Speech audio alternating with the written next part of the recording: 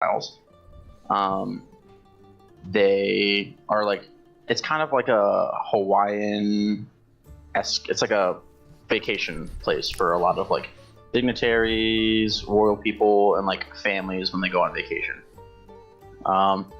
The island had some natives, and when the people of Ianth like found and discovered the islands, the island's chieftain, his name was Kultu Khans, made a deal with one of their emissaries to basically become a city-state, so they could get protection from them from a bunch of raiders and pirates that were pirating the two islands. And that's about. Oh, the island is like the people that govern it are the descendants of that chieftain, Kultu Khan. So all of his descendants kind of just pass on rule. Okay. And we don't know the name of the island? You know that the one you're going to is named Cerest. Cerest. Okay. And you don't know what your mission is that you're being sent here for. You just know that you're at the end of your like cadet training, and once you finish this mission, you'll be able to choose an order within the signet to join if you complete the task.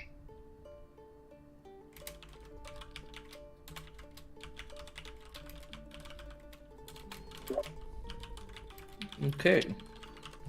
So Cerest is the island we're going to. Is Koto Khan the chieftain of that island or a different one? Both. Oh, it's like a series of islands. Yeah, on like the map that you sent me, there's like two islands in the southern part that kind of like widen or like slither. It looks like a snake to me when I saw it, so that's why it's called the Serpent Islands now. Koto Khan. And Kultu is Koltu, and then all of the descendants have the same last name. Khan, it's Cans.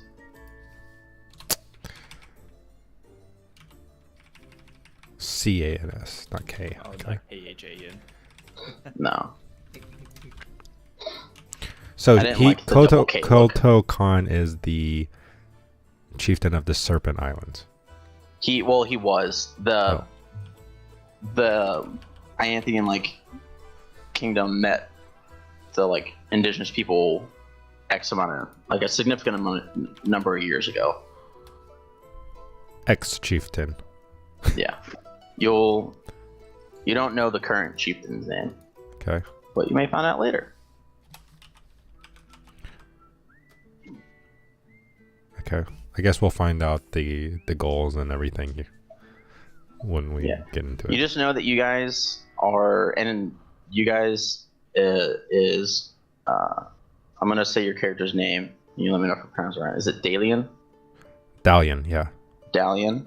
So Dalian, Sebastian, and is it Roke? Noah? Okay. Dalian, Sebastian, and Roke, you guys are traveling to this island together. Just you three right now. Oh. Okay, Dalian, Sebastian, Roke. Got it. So you guys have like a passing familiarity with each other. You've been like going through the different tests and stuff to be a member. Okay. All right. Ready? Any questions? I'm just gonna trust that it'll all be revealed In in time. You know, it may not, and you know that's on me. Oh well. We'll see what I make up on the spot. Okay. Wait, I have a question. Mm-hmm. How old is the general group of, because you say cadets and that makes me think. Yeah, I don't know. It's not really, cadets is the only term I could think of. You're about to graduate, whatever that makes you in actual military terms. Okay. And like to join a like How old specialized branch. No, I was just wondering if you guys were like 80? 18 or whatever, and then my guy was like 34, and it'd be like, Oh, people join at all very different ages. I forget what age I gave him. I think it was like late 20s or early 30s. Yeah. But 34. Yeah. Okay. All right. All right. Ready? Ready. Ready. Make us live. Okay. Hello and welcome. We are taking a break from our main campaign. We're going to be doing a series of, I don't want to call it one-shots, but we're going to follow a story that I'm making and / have made. There's going to be brand new characters. John is going to be playing a character for a decent amount of time. That's exciting for him. Some of you, our whole one viewer, may remember a few years ago I did a one-shot in a kingdom called Ianth. We're back, baby. We're exploring different parts of Ianth.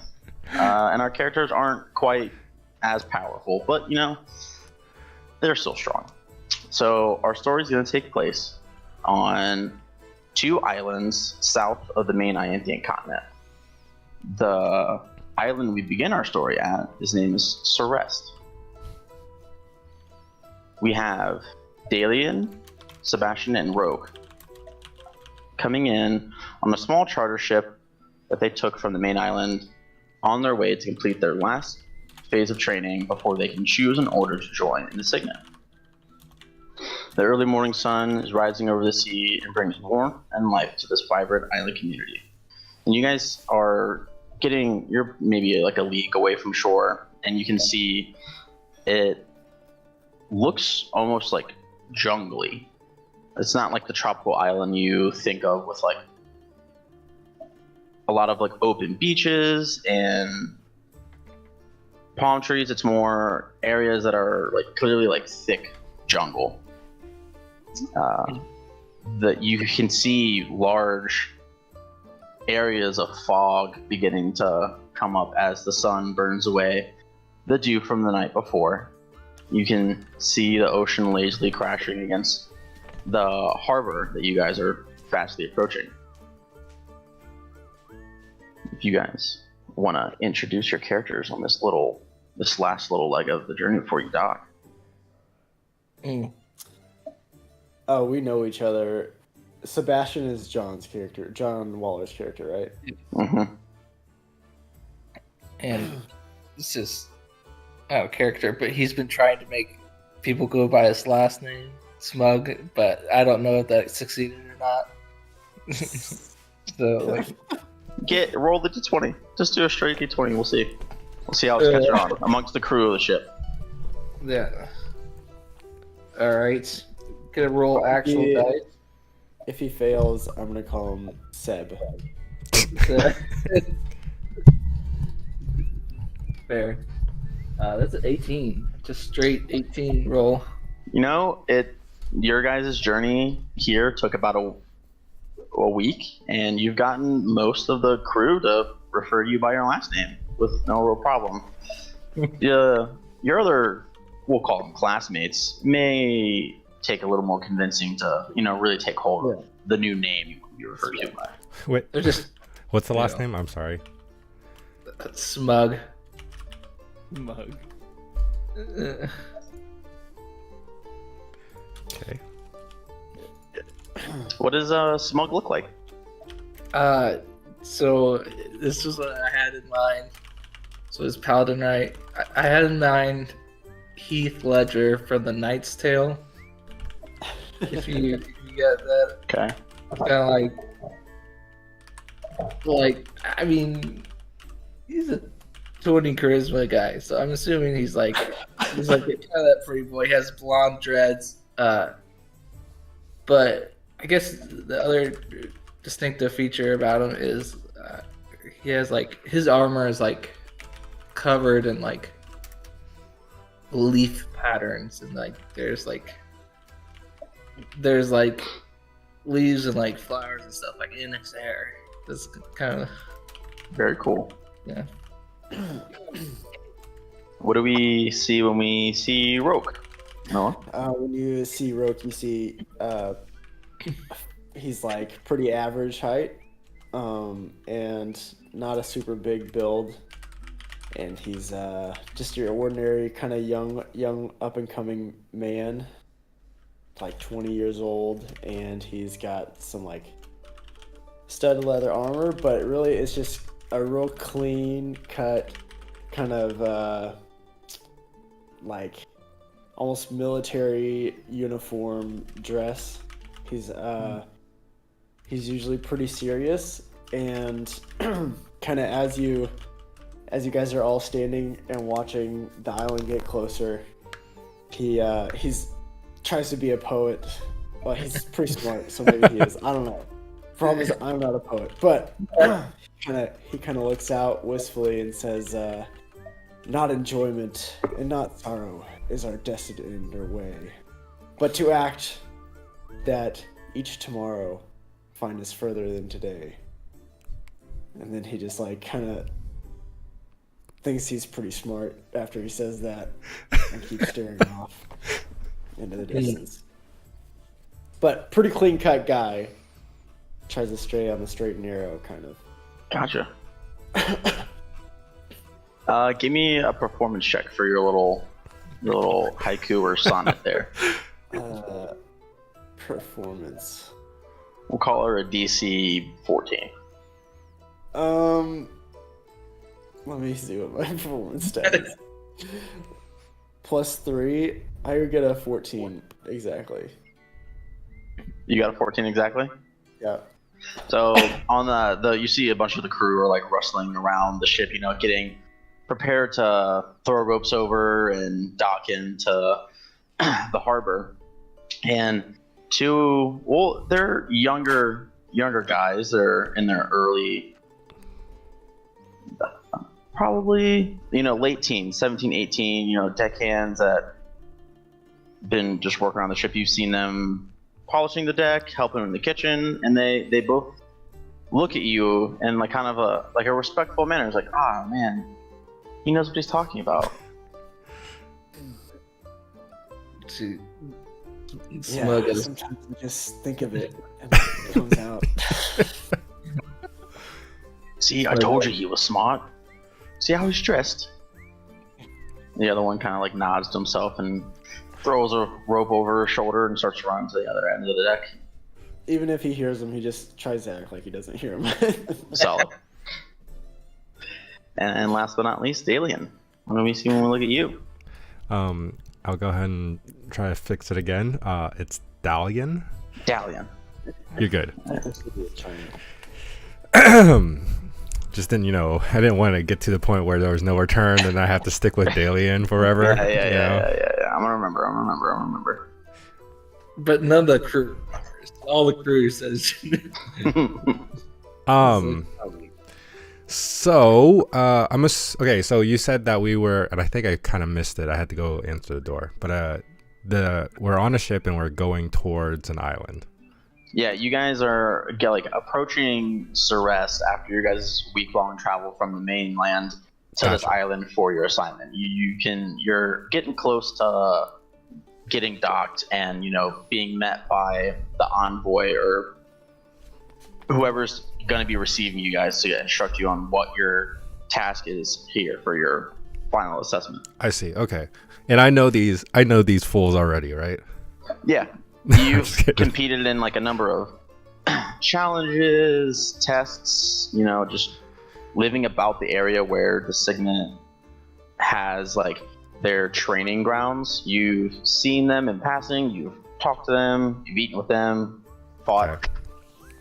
So, as Roke is I guess coming back from the front of the ship where he was reciting this poetry, you see Roke kind of throw his arms around him and just say bravo, bravo. And at that moment there's a freeze frame, and what you see is the description of my character, Dalian, his last name, hold on, give me a second. Dornshile. Not gonna remember that. Don't worry. I don't go by my last name, or I don't go by Smug or a nickname or anything. Just Dalian's the name. All right. He basically has a bronze skin tone, almost luminescent. His hair currently is a hue of green, with like kind of short up top and then kind of shaved on the sides with 2 braids from the top of the temple down, and kind of frames his face. He does have a little bit of facial feature, but like many elves, or likewise, he has a pair of pointy ears along with his sharp features. Let's see. Other than that, he dresses pretty ordinary, loose clothes with basic leather bracers. He does wear a sleeveless trench coat, but it doesn't really catch anybody's eyes.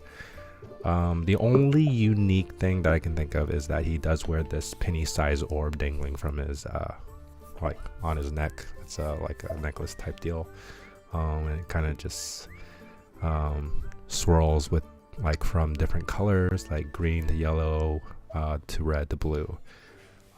Then back, and it kind of cycles. But it's so faint that you can't even see it unless you're really, really looking at it. Other than that, he's got a warm smile, warm, inviting smile. He's usually joyful and lighthearted. Nice. All right.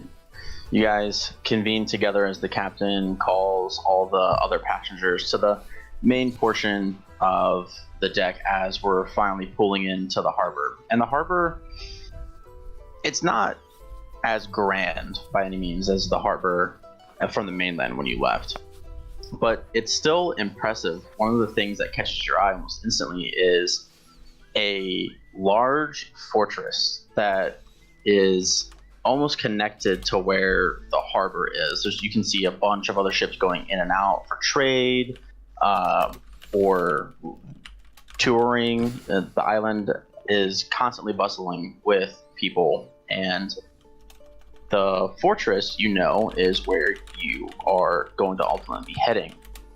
You see 2, partway out in the ocean, are 2 giant stone towers that you can only assume are for lookout. But the thing that really catches your attention is in the center of the fort, there's a large stone tower that is much higher than the 2 watchtowers. And at the very top, you can see a windowed dome almost, and there's a constant green like thrum of light coming out from it. Green. It's like a green like bursts of light, like a steady out and then like pulse of light. And so the ship comes to dock, all the passengers get off, and you guys make your way down. And you were told to look for someone that would recognize you when you got there. And only one person really sticks out to you guys when you step off the gangplank and onto the dock. There's a older human male with kind of shoulder length white hair, wearing a white like half cape over his left shoulder, and wearing the signature like purple and red color of the Ianthian military. And he kind of go ahead. As we get off, I see this this person, right? Mm-hmm. I'm assuming my companions are with me. Mm-hmm. I kind of yell loudly back at him, like just kind of talking into the air. Oi, boys, who are we looking for again? And he's just like being absolutely like clueless as far as like, this is the only guy in this place that kind of looks like he should be it, right? Yeah.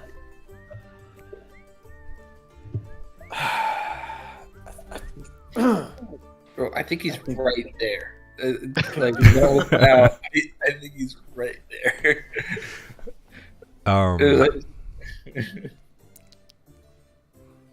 So I guess he just turns around and meets his eyes if he's looking at us. He is, and he gives you like a little wave, and he's like, you hear him speak, he's like, yeah, your blonde friend's right. I am Commander Aldous of, I forgot the name of the fortress here. Name it later. I know you all are here at Ceres to complete the last of your training. And I believe we have Dalian, I'm assuming is the one that is daydreaming a lot. And then we have Sebastian, the one... Sir, I have to correct you. It's Dalian. Did I say Dalian? Did I say Dalian again? Dalian. Man, I'm gonna... it took the crew like a week to get it. Dalian. You're good. You know, I saw it in writing. I wasn't entirely sure how to pronounce it once I saw him. But now that I know it's Dalian, we're going to get it right.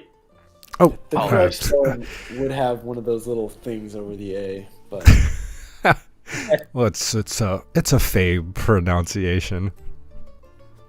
So yeah, I was never good at language studies when I was a kid. And then I believe our last one is Roke. yes, sir. Pleasure to meet you all. I'm gonna bring you guys back to the fortress to meet your guide while you're on assignment here. They told you that this assignment is irregular for people in your stage of training. Well, I hate to say this, but we're not exactly regulars. That is what I heard. This assignment is more challenging than the assignment your other peers will be facing. But you guys have been chosen for this due to your talents demonstrated through your training. If you will accompany me back to the fortress, we'll have you meet up with your guide and we'll get you started.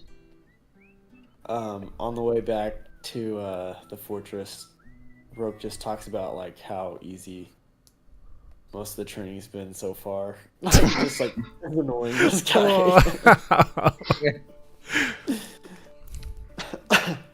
As you guys are walking, Aldous asks the group, he's like, so how much were you briefed on the island, its history, the locals here? I heard it wasn't named for the snakes on the island, so happy about that. That's true. The snakes are normally on the furthest south island. The main island here, where all the tourists and the larger portion of the community is relatively snake-free. Okay, I have a question. How much do I actually know? So if you guys all want to make history checks, if you have proficiency in history, you can make that, or you can just make a raw intelligence check. Okay. yeah. Let me see. History check. Oof. Oof. All right. Natural one. 2. 11. Okay, all right, it's above a 10. With a minus Rogue 1, Sebastian, baby. you don't really remember a whole lot. What if They I didn't. have a plus They 9 kind of and- changed your assignment last minute. You were supposed to be going somewhere on the mainland to complete your test with the other group, but you were pulled aside to go to this mission. Dalian. Nice. Hey, got it. I changed how I wrote your name to be D-O-L, so I think of Doll. That's how we're gonna Okay. do it. You do remember speaking to one of the professors before you left about what general idea could be going on here, and you do remember this was maybe 10 years ago that the island was being harried by a particular group of pirates known as the Crimson Tide. You don't fully recall, based on your role, how the conflict ended. You just know that some resolution came and they haven't had a problem with them for some time. Okay.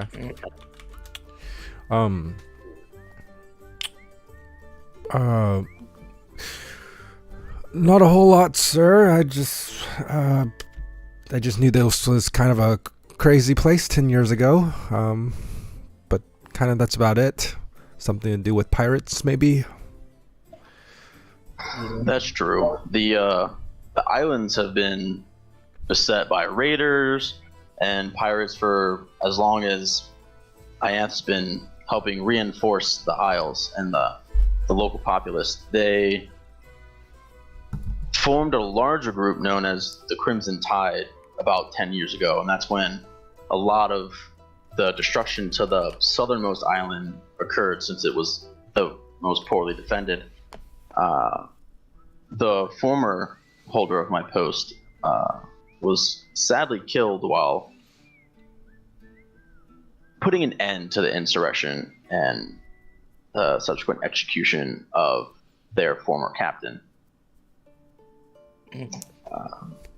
I don't have know more a whole lot details about it. about. Sorry, go ahead, man. Don't know a whole about the Crimson Tide. I think we skipped that class for Elvish class. But was Nicholas Sabin the leader? He doesn't know anything, but he's like trying to act like he does. No. Oh, I thought. You know, that name did sound familiar. I would have. Nicholas Sabin. It just sounds like he was dominant 10 years ago, but I can't remember. The captain that was executed was Regis the Mad. He had a profound, tendency after he looted a village or attacked a band of merchants on the open sea of draining all of the bodies of blood into the ocean, making it red. Very bad, man. For the best, he got put down. Agreed. Doesn't sound like a good time at all. And I turn towards one of the guys and go, "Oh, why are we here again?" It's about now that you guys get to the front of the fortress and you see a large iron portcullis gets lowered down. You guys enter inside the fortress. The fortress is set up like many Ianthian fortresses and strongholds. Training grounds to the left and right of the main walkway that leads from the portcullis into the portion where the barracks and the meeting rooms and war rooms are. You guys hear the clangs of metals from the smiths working to reforge or repair weapons that the guards have been using to spar. You can see a few matches going on either side as you're walking up. You get to a set of double doors, and as you go in, you see it's like a big dining hall, very similar to the type of dining hall you all are accustomed to eating at whilst at the academy. Aldous leads you off to the right, up some stairs, and into an office. There's one large desk sitting with the back towards the window, and some lounging furniture for you guys to sit in. We'll have you guys have a seat. Your guide should be here shortly, and we'll get all your questions answered when the group's together. Sounds good. Thank you so much for your help. All right. We cut over to Kevin. We kind of pan into the interior of the fortress further down below. The rocks are covered in a thin layer of water from its proximity to the ocean front where the cells are. And you hear the echoing of boots coming down the hallway, a sound you're very familiar with. You hear prisoners jeering and yelling and throwing things at the guards as they make their way down, and then the footsteps stop outside of your cell. And you hear a guard say, "All right, Rock, time to go to work." And what do the guards see when they see Rock? So my appearance is I got a scar from my left eyebrow all the way down here.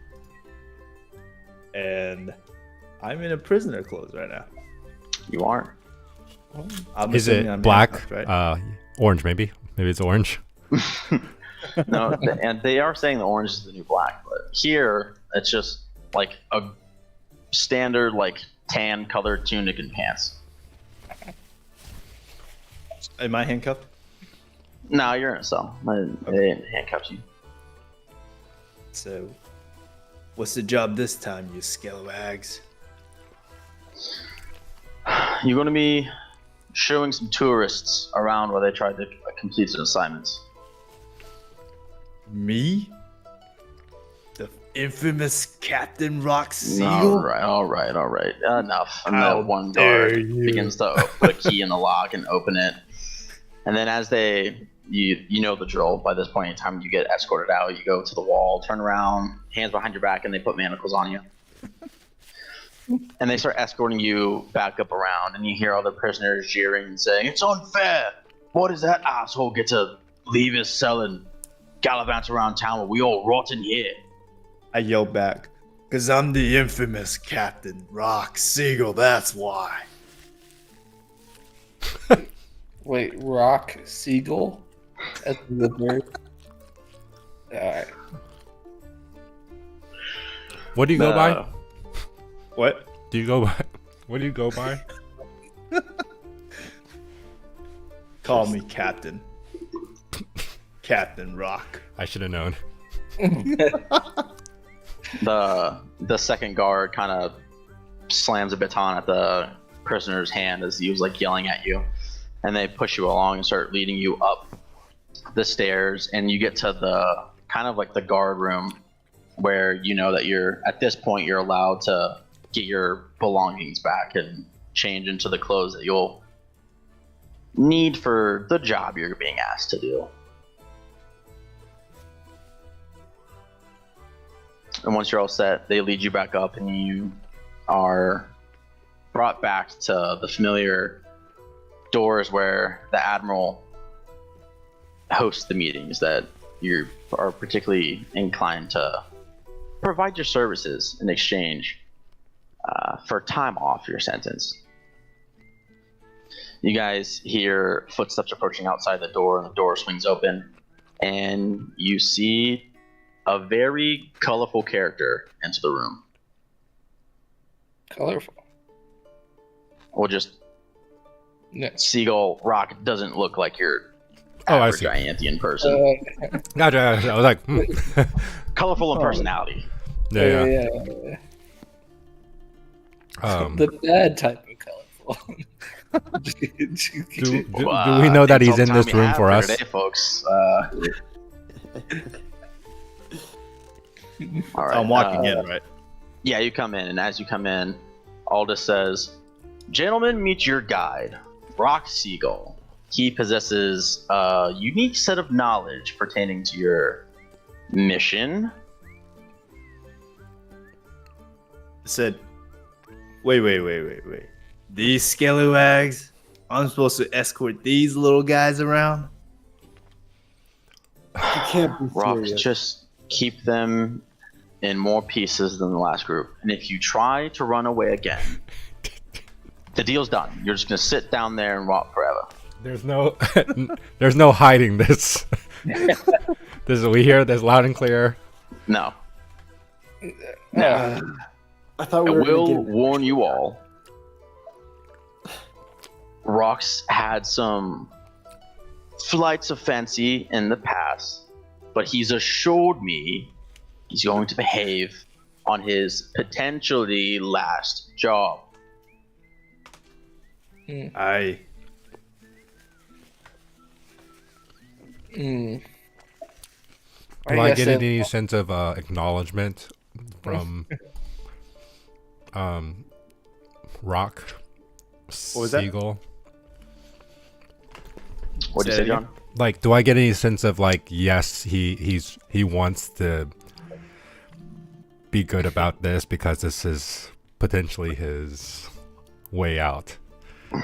You know, make an insight check, and Kevin, make a deception or a persuasion, whichever one fits Rock's demeanor best right now. All right, cool. Insight check. Ooh, I'm good at this.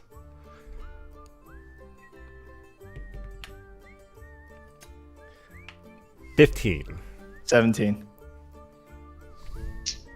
Deception. You know, it's hard to read. The countenance and demeanor is not used to. It's not similar to very many people that you've interacted with. But your logical line of thinking, why would you behave if it was your last job to be free of prison? I lean over again to one of my compadres. I think we can trust this guy. He's not what I was expecting, but I suppose it doesn't matter. Can I hear him? Did you try to whisper what you said? Yeah, you heard him. No. I look back at him. It's not a very What were big you room. expecting? Someone taller. Well, Smug goes up and he's like, "Hey, well, guys, just chill, kindle the light, my dudes." Yeah. And then he goes up and he goes for a handshake with him, what is it, Rock. It's like, "Hey, name's Sebastian Smug. My friends call me Smug. I would love if you called me Smug." And then And I yell in the back, we actually call him Pretty Boy. That's a pretty good name, pretty boy. you know what? I'm uncomfortable with that name. That's Jordan talking. That made me a little upset. He's like, "You know what? If you really mean that down in your heart, I'll accept that as a compliment." And then I look to John. I was like, "What is your name?"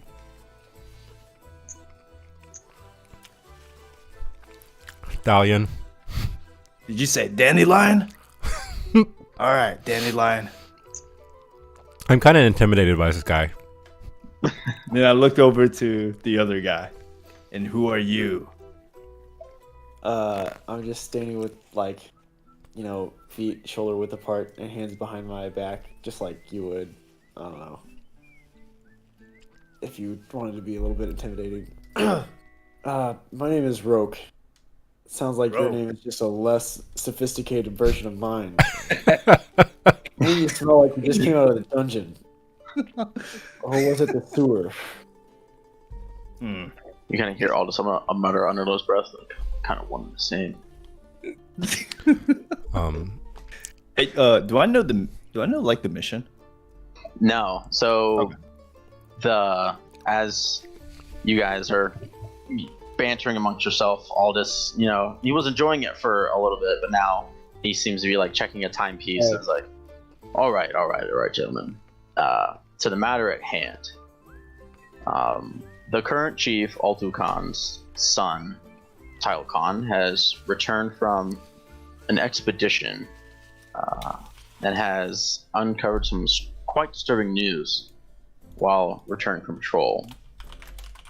As I mentioned to our three guests here, the Crimson Tide has been called to heel after Regis the Mad's execution 10 years ago, and the only thing that they've really been capable of since then were small raids on coastal villages or fishermen. Nothing to the scale that they were doing when Regis was still leading them. However, Talcon's fleet was all but obliterated.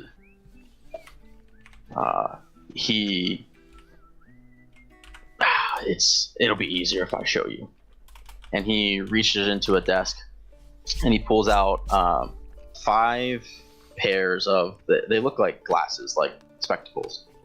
You see that they have it looks like a silver frame, but as he hands them out to all of you, Rock, you know instantly without having to guess, because you love precious metals so much that the metal is platinum. And you see carvings of like runes along the sides of the frames, and then the place where the glass normally would be is like it doesn't look like glass. It looks like a clear, it almost looks like a blue clear quartz. It just got the faintest hue of blue to it. And Aldous says, put those on, as he puts a pair on himself and pulls out. It's like a small mirror that sits on a frame, and it's got a similar kind of platinum metal frame around it, and a pristine diamond at the top of the mirror. Do you guys Is it safe to have close to my eyes? What do you say? Is it safe to have close to my eyes? I think my Yes. mom used to tell me, screens. They're not actual spectacles. It's just how the magic works. I'm just smiling, looking at the diamond and the platinum. This is something that you've seen only once before, and it was a really high-profile mission that you went on when this like tool was brought out. Yeah. So, as you guys, you have any questions? Did you say we know who obliterated the fleet? Aldous seemed to like not be able to he didn't want to try and explain it all, and so he's gonna show you guys something. Oh, okay. So as you guys all put on the glasses, your vision kind of takes on it's like a blue tint. Everything has just a slight shade of blue to it, and Aldous kind of directs your attention towards more of like a blank part of the wall, and he's like, I recommend you all sit. Okay. I sit. I sit down. Yeah, this is. He takes one of his rings and places it to the back of the mirror, and as he does, you can see the diamond that's in the top of the mirror begin to shine really bright to the point where like the light becomes blinding, and then your vision goes black. And you guys come to, and your vision's not quite the same. You can kind of look around right now, but you're clearly not back in the fortress. You're sitting in the deck of a large galleon that has seen some ferocious battle. You can see scorch marks, splinters in mizzen masts, and wounded people scattered about the area where the figure in the mirror is sitting, and that's where your attention is then shifted to. In the mirror, you see the image of a live man with olive skin. His shirt soaked in blood, bandages wrapped across his head, most of his torso and his arms, sitting on a crate, and he looks up in the mirror, meeting your same eye line. And you hear the man say, Father, I will begin by ensuring that I am alright. A bit bloody, but not the worst I have endured. We should be home in the next few days, but I'm having Yulin come to you instantly with this message. The island is in grave danger.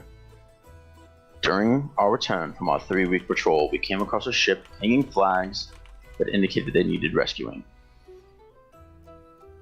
Cautious of the potential trap for pirates, I had the wave runners investigate. The memories I'm about to share are disturbing. Do not let Lei Kun, no matter how much she persists, view this until I return. The images will be fast, as a lot of the initial attack was too much for even me to see and record clearly. Brace yourself. And your guys' vision goes black again. And you're seeing flashes of memories. You can see it looks like an abandoned ship out in the middle of the ocean. Flags raised, signaling that they're in need of some assistance. You can see the figure you saw in the mirror pointing and shouting out orders to the wave runners you heard him mentioned, and two smaller ships sail out, and you see figures jumping out of the boat, and it looks like it's not running. It's not really. It almost looks like gliding through the water. They're up to the waves in the ocean, up to about to their knees, but they don't seem to be impeded by the water. They almost look faster than what you would be able to run on land. And as the waves and ocean is crashing up against the side of the ship, the wave runners use that momentum to leap onto the top of the deck. You see a flash of white, and then chaos surrounding the two ships and the one in the center. The mirror ship is beginning to smoke, and you hear alarm bells sounding from the ships that were sent out to investigate. Another flash of white, and something crashes through the abandoned ship, merging up and out, splintering it from the hull up and out, sending tidal waves, consuming the smaller ships that were sent to investigate. It all begins to sink, and you can't see what it was that caused the destruction to the ship. And then another flash. A figure, a short elven woman, clad in red leather armor with a black half cloak over her left shoulder,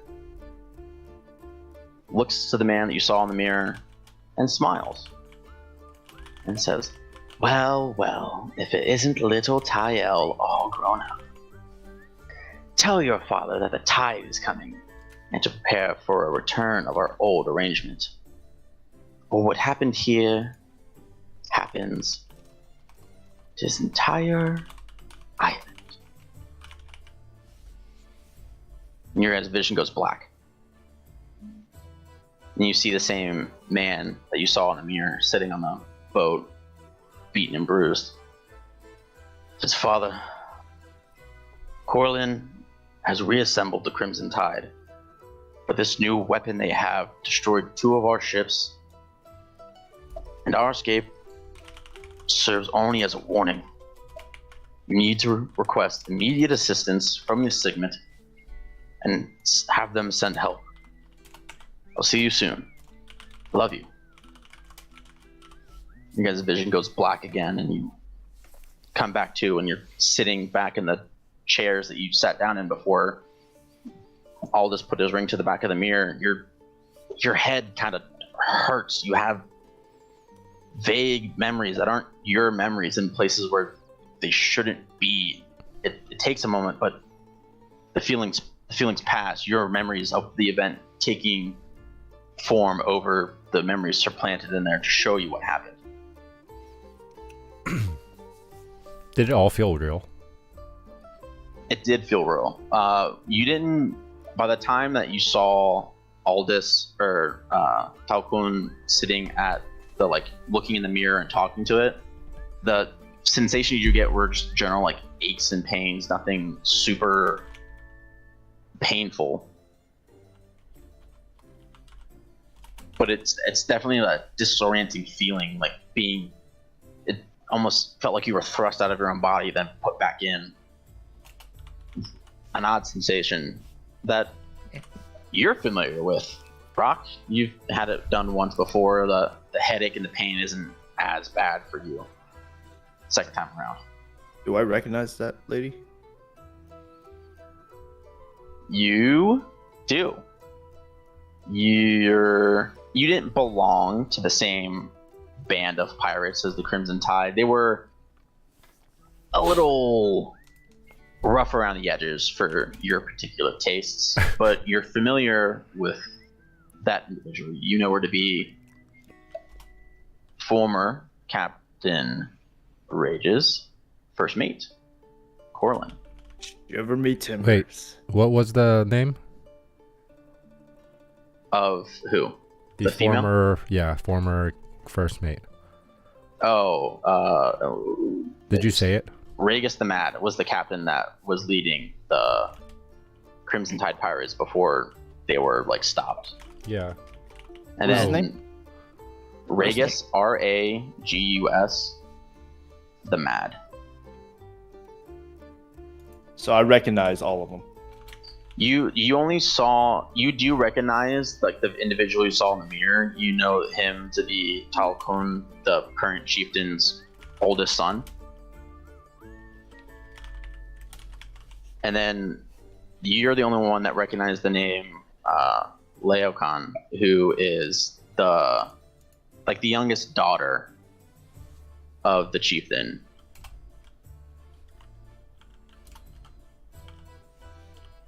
The female that spoke to Talcon, you know as Coraline, and she was the first mate of Regis the Mad.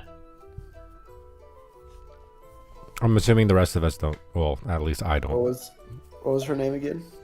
Orlin. Coraline, Coralin.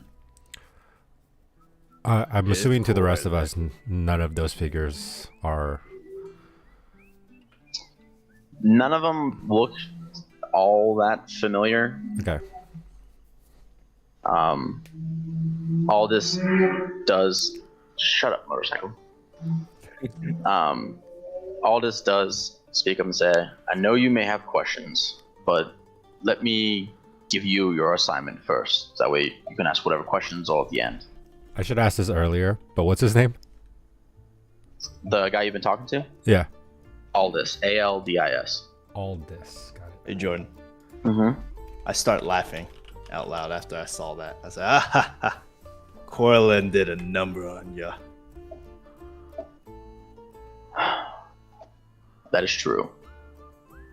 You see, it's little things like this that probably set you down the wrong path that put you in prison. You know, you just laughing at others people's misfortune. That's just you gotta think about what I turned my head. I said, what was that, pretty boy?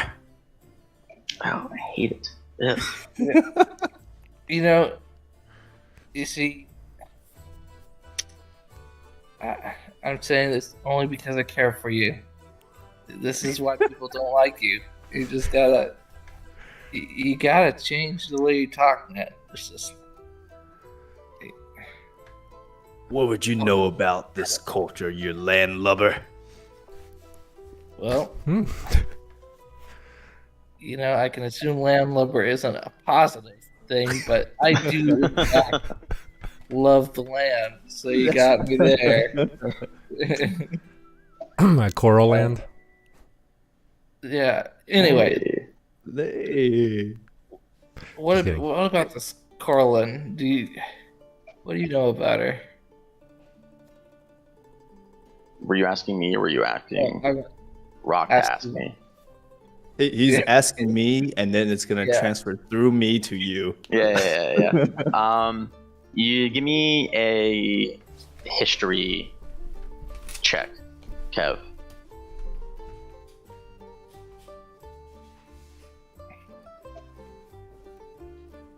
Nine.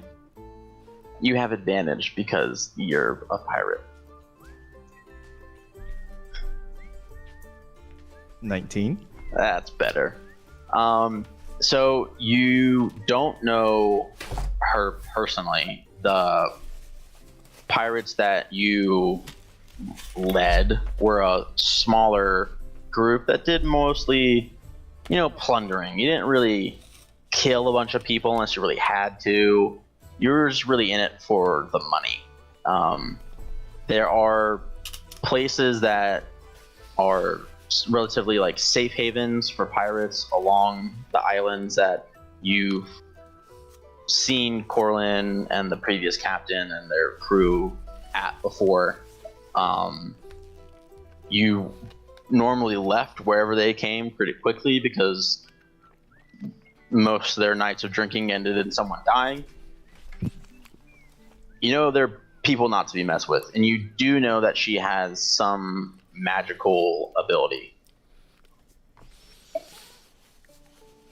I just say, she's dangerous. And their crew is rowdy. I'll Not just for my kinda like- taste. Aldous kind of chuckles himself and that's putting it lightly. Old Rock here is familiar with some of the popular locations for pirates. or across the island, some of those places overlap with former members of the Crimson Tide. Your test, your objective while here, is to locate the Crimson Tide's area of operation and collect any intel on this new weapon they have. And I want to emphasize the next part I'm about to say. You are not to try and take this enemy on your own. Once we have the information about the whereabouts, we can mount a larger scale assault to wipe them out permanently.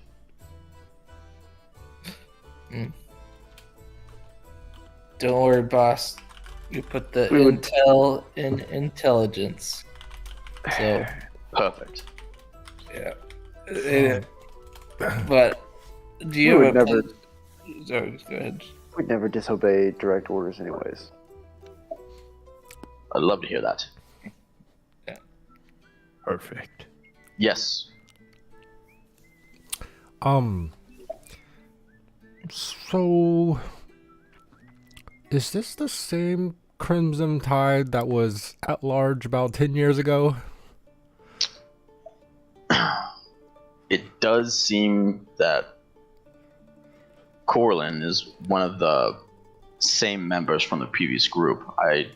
We don't know the full extent of who all from their previous crew is still among them or their numbers.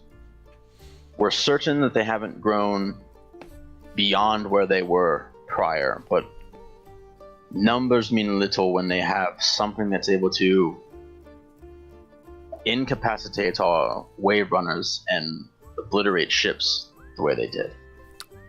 Speaking of, do we happen to know what was that thing that came out of that one ship? Sadly, Prince Tael was not able to completely visualize what it was. He describes...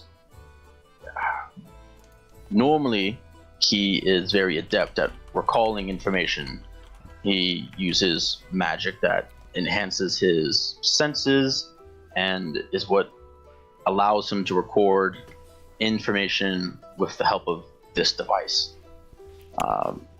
It seems Corlin knew that and did something to offset his ability to recall exactly what happened.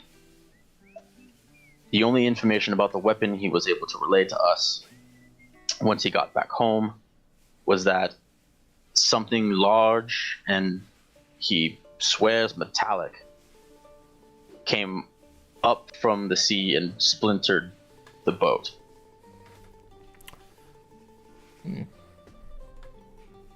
A few wave runners died, destroying part of it from what they relayed back to him before they perished. I'm guessing we didn't get a good look at whatever it was through the vision.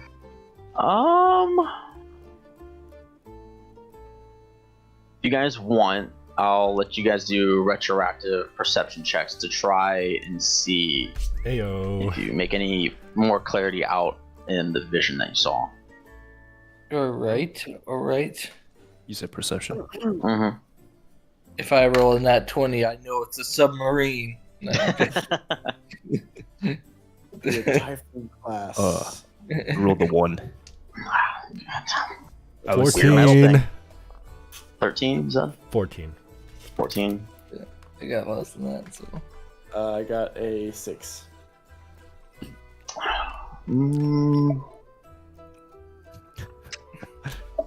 Dalian, it kind of looked like a small ship, but it was small. It looked like the piece of metal that was in the vision looks almost like an arm.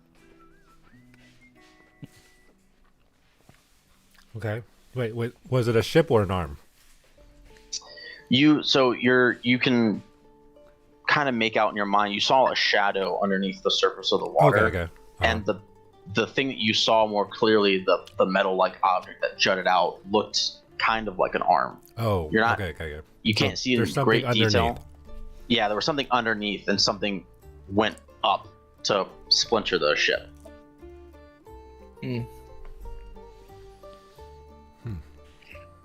Well, do you have any? I mean, you might not. I get it, but do you have any like leads for us? You know, like any like where is that area? What if we just went to that area? Would that be a bad plan? So, the chief has put a halt on any sea patrols too far off the main island for now. We don't want to lose more ships sending out search parties The that would chief's leave a us great man. undefended. Great man. Yep. Don't want to go out there. I'm just shaking my head. As far as places to start, he looks to you, Rock, and says, Urix is still at the Broken Wheel. And you know that Urix was like a former lower member in the Crimson Tides that kind of like defected and kind of helped with stopping them. Do I know that Urwix had defected? You do. He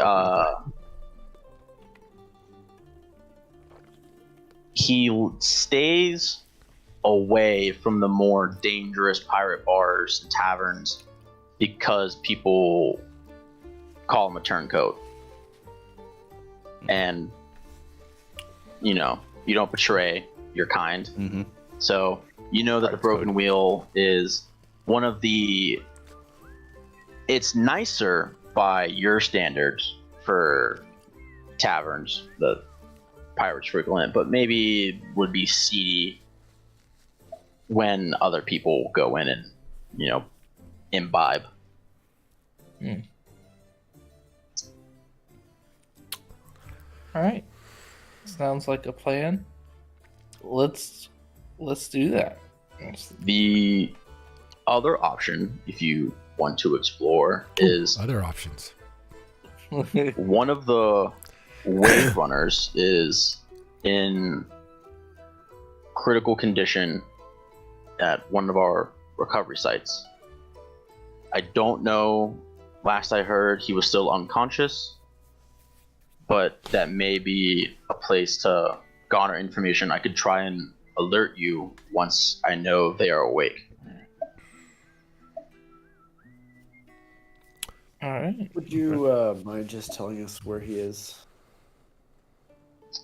Sure. And he'll pull out a little map of the local islands, and he draws a little circle on it from and he points out where the fortress is, and then the infirmary hospital is on the other side of there's a market between where the docks are, and then the other side of that is where more businesses are, and that's where the hospital is.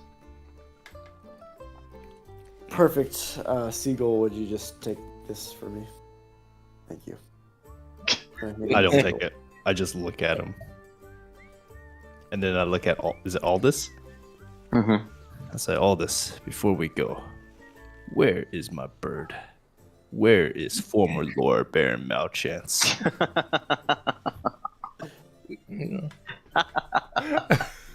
Oh, the crossover. It's a very handsomely named bird.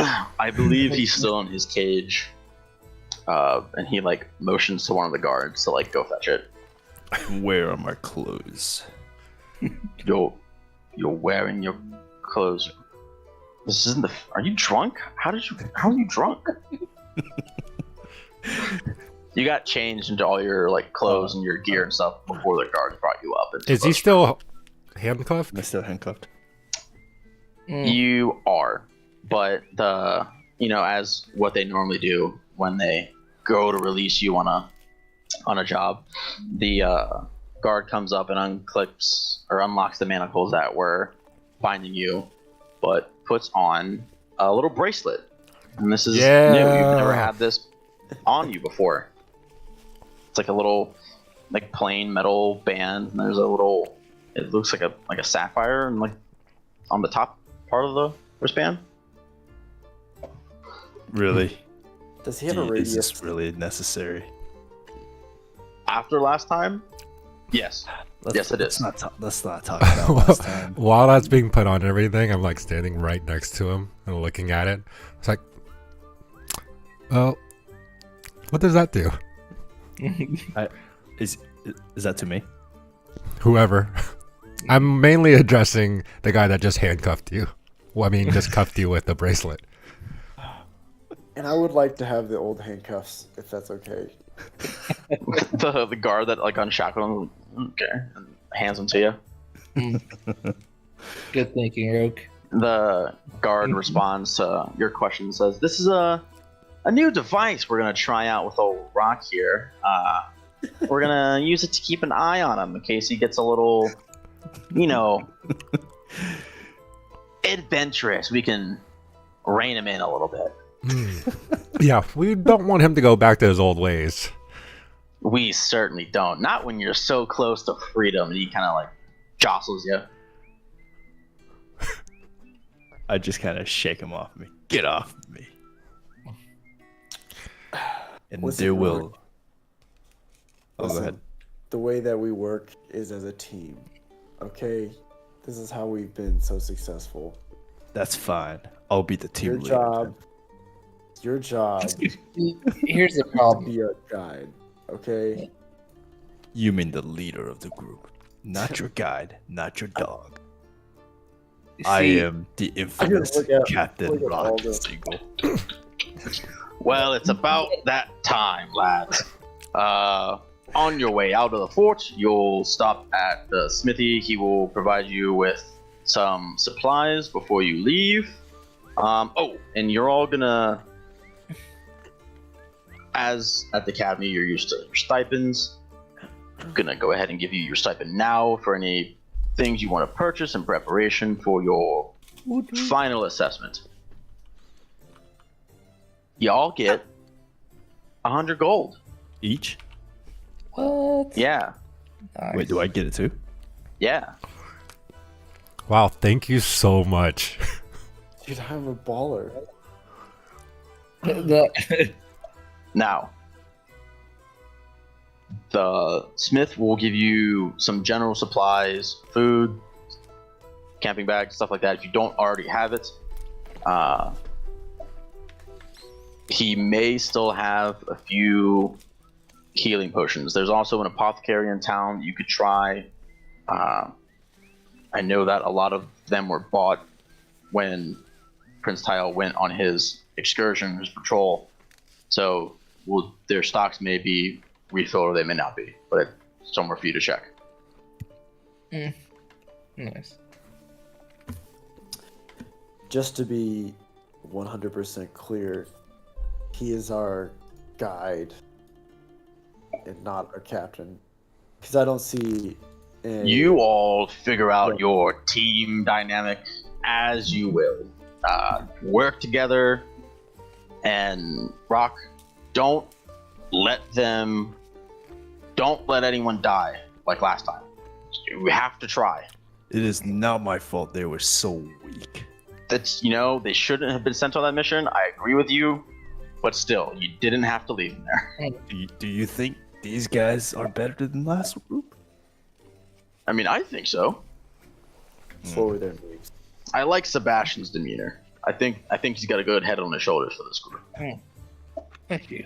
Sebastian's John. Okay, John. Okay. I think my head is good. Yeah, and you see kind of like look over his face, like maybe not. And then I look Maybe over not. at all this. Is like, really? Like, oh boy. I'm guessing as we do our exit strategy, I'm just gonna ask, not like loudly, but we're speaking a voice where everybody can hear. So, Mr. Rock, Mr. Seagull, sir, What? How did you? What exactly happened to the last group? So, this is something I forgot to mention. Like my left. Are you to my left?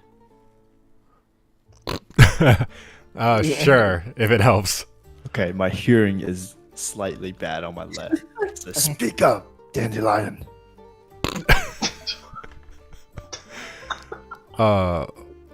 You know what? I'm good. I'm just gonna get walking. All right, coming up with nicknames. Let's name you Pirate Bird. Lad. You're Pirate Lad right now. Sick burn. You're You also see- to my left, right? Everybody's always on your left. It's on the, it should be in a circle. So at some point, someone has to be on your right. No, he only turns his left ear to the people. Like, what? So I didn't hear any of that. I'm waiting for my bird to come. Okay. Your bird. You get your bird. Okay. He lands on my right side. So, I You was do waiting. see, just a point of order. There's a tiny little bracelet on the bird's little foot. There's just a tiny little bracelet there. Wow, It looks almost like yours.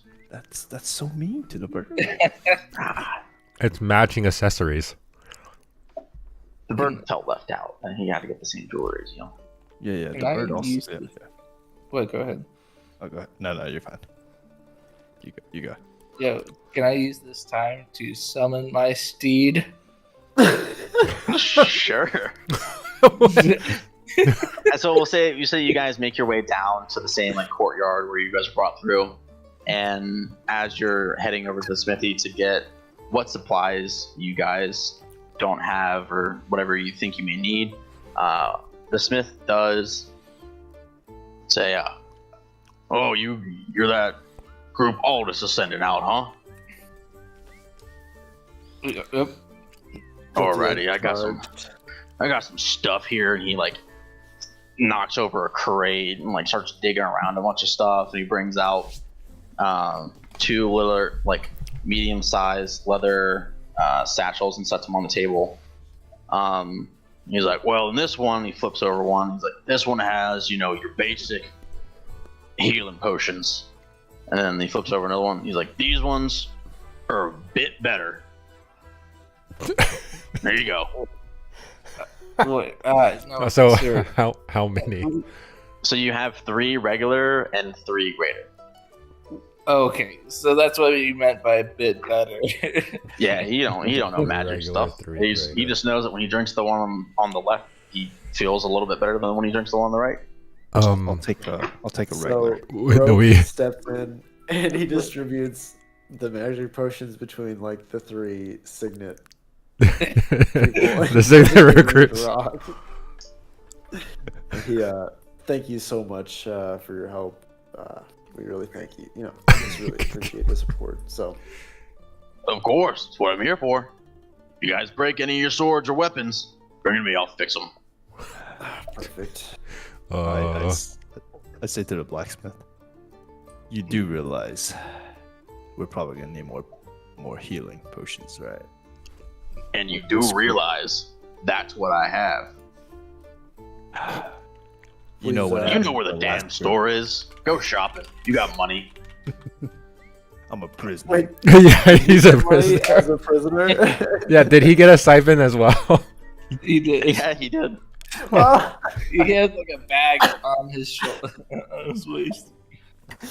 You can just say that it was part of his. All this is legally required to give him stuff to try and survive. You can't just let him go out and die. Oh, Equal opportunity. He's tried. He got yelled at for it. So- Now he's behaving. so I can Okay. put in my equipment that I have 1 greater 100 and gold. 1 regular.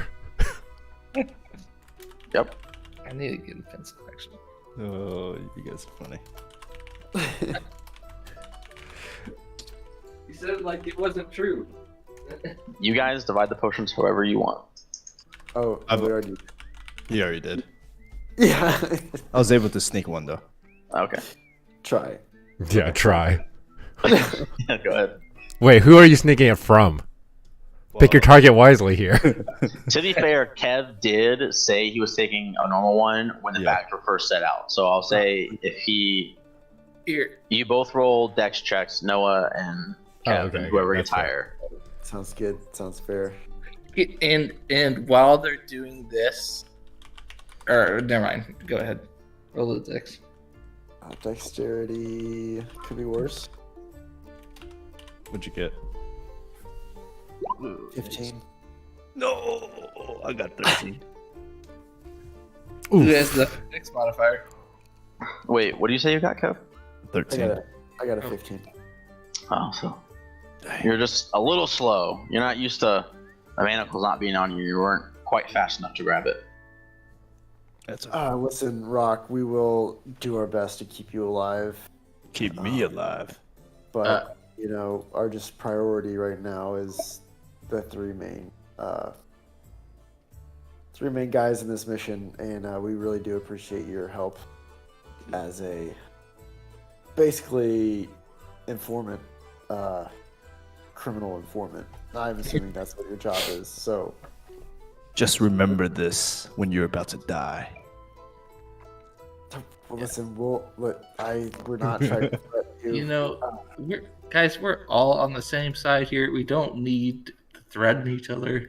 No, Um, we are. You're just a criminal, so No, you see this type of language, it only makes things worse, guys. And he hands him a greater, potion. Is like, guys, I'm pretty good. I don't want to brag here, but I'm pretty good at healing. So I think I'll be fine. It's like, so do you need that other potion? I'm just kidding. You know what? You're just being greedy now. You know what? I got. No, just a question. You say you handed me the greater. Yeah, I did. And if you wanted to summon your steed, you may do so now. Yes, it is in elk. That is cool.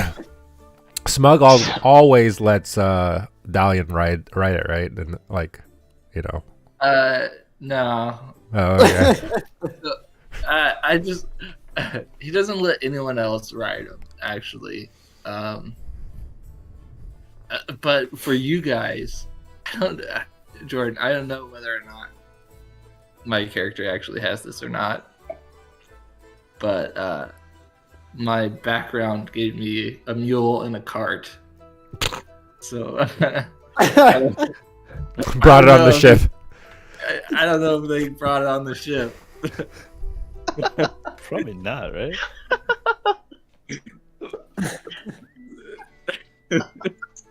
Okay. All right. As you summon the steed and you hop on, you see a younger boy, looks about 10, run up to you, Sebastian, and say, "Oh, Master Sebastian, they part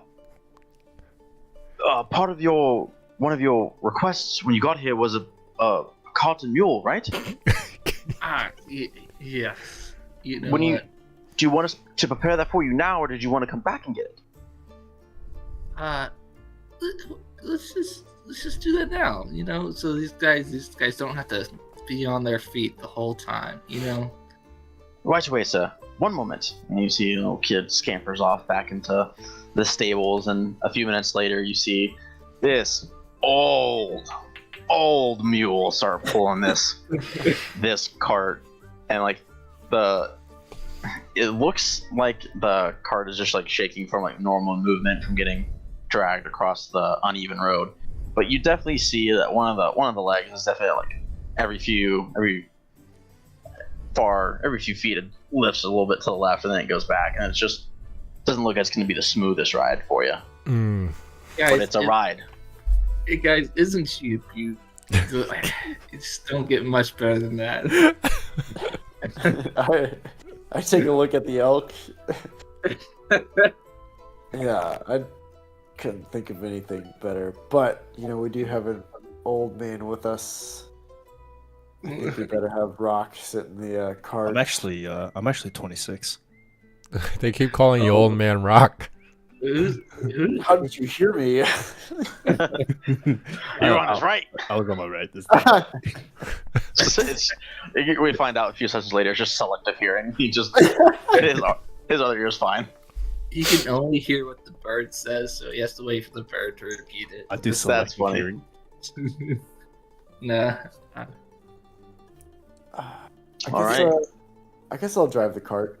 Okay. If, You mean lead the cart? I'm gonna drive it. I don't know how it works. Is it a drivable cart? Yeah, it's a drivable cart. It's a small cart. It's like gonna maybe hold 2 people, which is great because you can sit at the front to drive it, and then 2 people can sit in the back. Oh. Well, hop on, folks. I sit at the very tail end with my feet dangling off the end. Jordan. Yep. I'm assuming we're. How far is the broken wheel from us? It's right here. You know, Like right here? Yeah, our wagon. I mean, our cart. you know it's on. So the docks that you guys came in on are like the main like community for Celeste is at like the northern side of the island, and you know that the tavern you're looking for is on the western side of the city, like community area. So it's the opposite dock from where you guys are right now. Okay. The dock you guys came in on is mostly for like military goings and comings and like higher profile merchants that get like an escort to deliver their stuff. Okay. Where would you guys like to head? I just snap my reins. Ha! Okay, so we go. The mule brays and starts to load forward. How slow are we sure. going? You're not sure if you'd be faster walking, but it's more comfortable to be sitting. Except for every few feet. Yeah, every few feet. Yeah. Doom.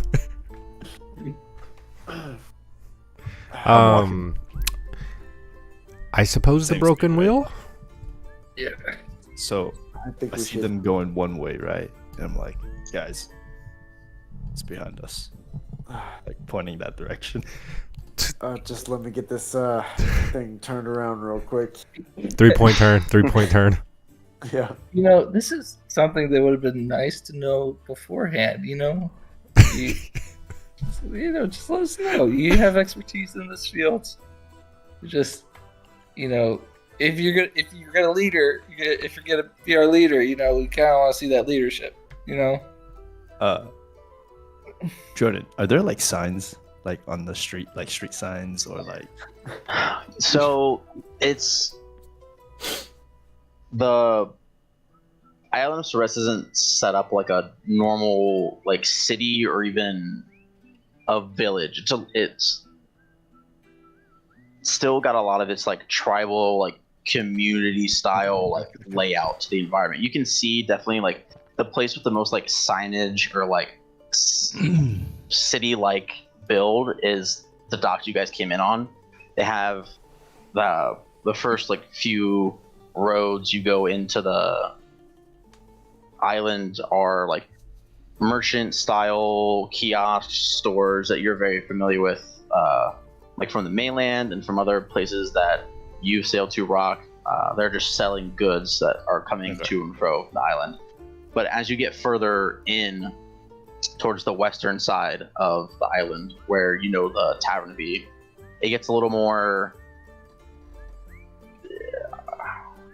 rustic is the word I would use. There's not so much like street roads and stuff. There's like, oh, it's by this place or it's by that looking building. Okay.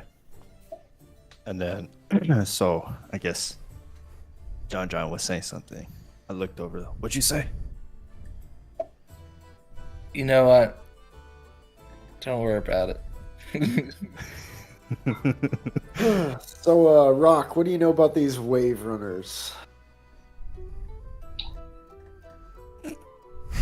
they're relatively new to the kind of like forces that go out on patrol with the military. Give me. I hate to keep making it history, but I feel like that's the best one. Let That's me. fine. Let How me long look. have I been in prison?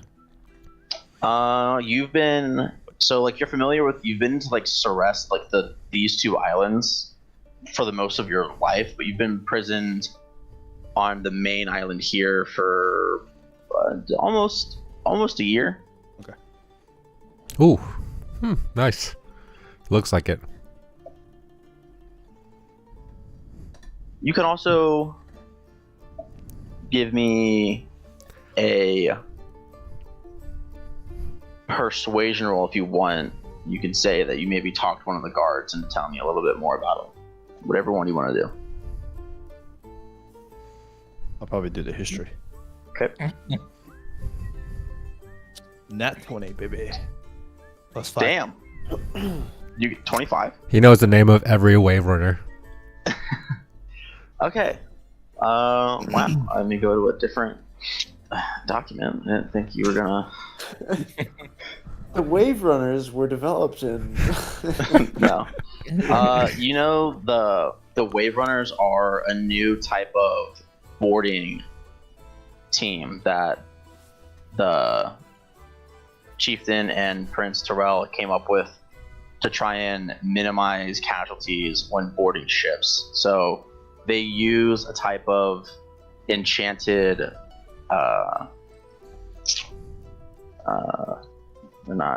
aren't greaves like boots, but it's like the front part of like the metal part of an armor. Isn't that a greave? Like where it's over your shin, right? Yeah.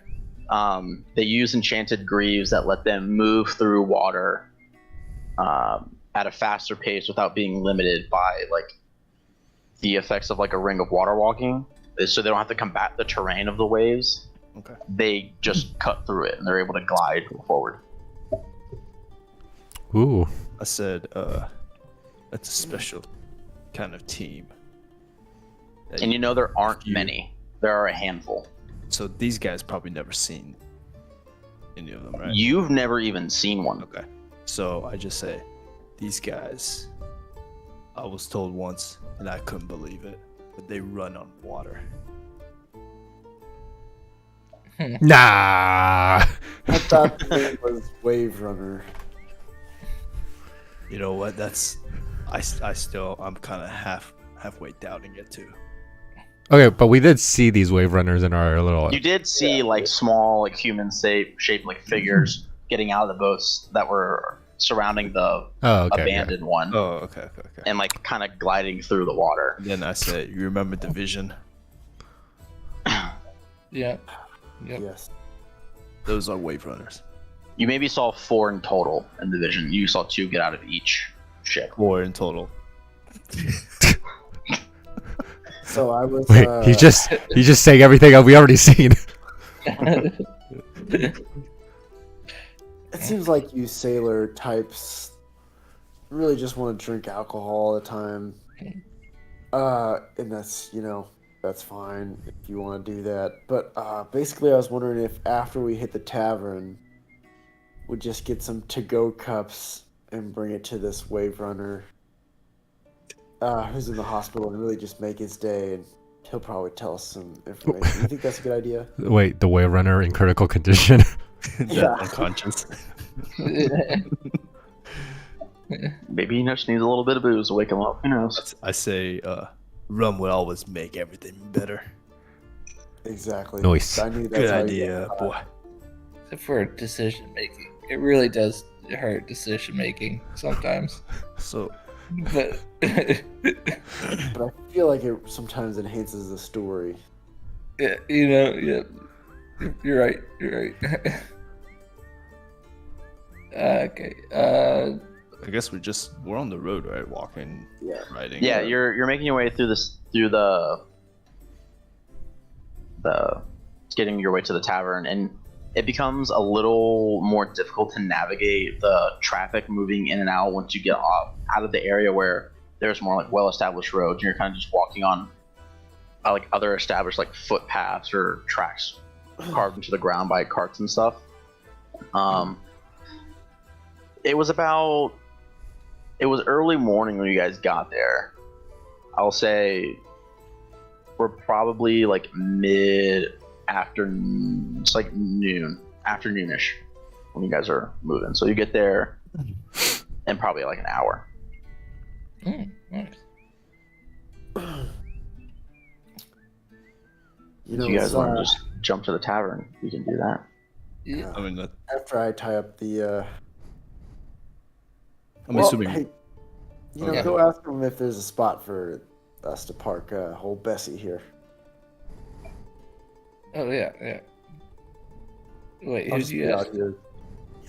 You, Sep. Sorry, Smog. Smog. We got Smug, Pretty Boy, Pirate Lad. Yeah. Pirate Lad, and Lion. Anyway, yeah, we'll just. I think without even thinking about it at the start, he just like walks into the tavern on the elk.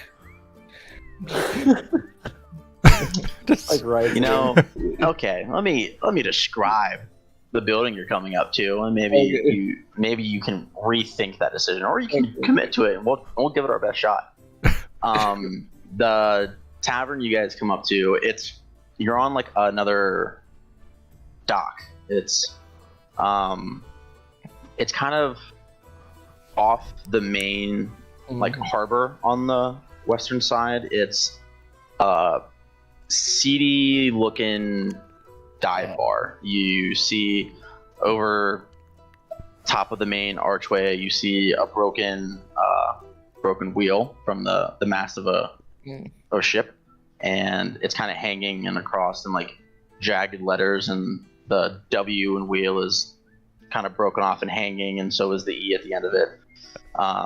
Off to the left and right of the doors are like hitching posts to tie up any animals or beasts of burdens that you may have ridden here on.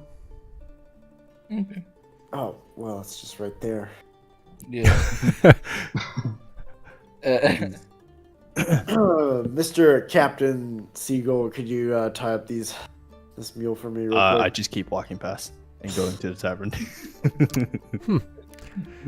Guys, so useless. God, I'm love glad this to do it. dynamic. I kind of go over and tie up the mule. I'm not sure if I'm doing a good job. You know, Elderberry here. He's very smart. He can watch over the mule for us, no problem. You know? Sweet. And he just So like I just dropped the rope. so yeah, Smug just like walks in without looking behind him. But I'd like to imagine like I don't know, it like kind of herds the mule into the spot, or like I don't know. It's a smart creature, like fake. Yeah, it follows your lead. It like is accustomed to being hitched to things for extended periods of time, and kind of leans into it, happy to not be pulling the cart anymore. Fair. So And then I follow him into the broken wheel. I Yeah, open. Is the front door like the swinging? it is. It's like saloon doors. Okay, I push in. I say, "Ahoy, mateys!" But they only swing out. Okay. This was both. I say, "Ahoy, Makes it- mateys!" And I You look see, around. in the tavern, you see a bunch of just rough-looking sailors. You see a half-orc woman behind the bar, polishing glasses and handing out, putting drinks on trays for a little serving girl to run out and hand to people as they ordered some like small bits of food. You give me a perception check. Would I recognize a lot of the people in there, or no? You recognize a few people that you know, like after the pirating and all that situation, and the islands kind of got put under more control and more watch. They converted to just being like hired guards or mercenaries for protecting ships that are bringing goods in and out. Some of them have their own ship and they sail, do fishing. You notice a few people that you recognize. 22. 22. The orc woman behind the bar you recognize. It's not Urix, but you know it's someone that probably knows where he is. Did you say your ex? Yeah, that's what I heard. No, Urix is the name of the dude you're looking for. I was like, your ex. Oh, okay, here we go. No. I go up to half orc. Say hello. We're looking for a particular man. What the hell are they letting you out for?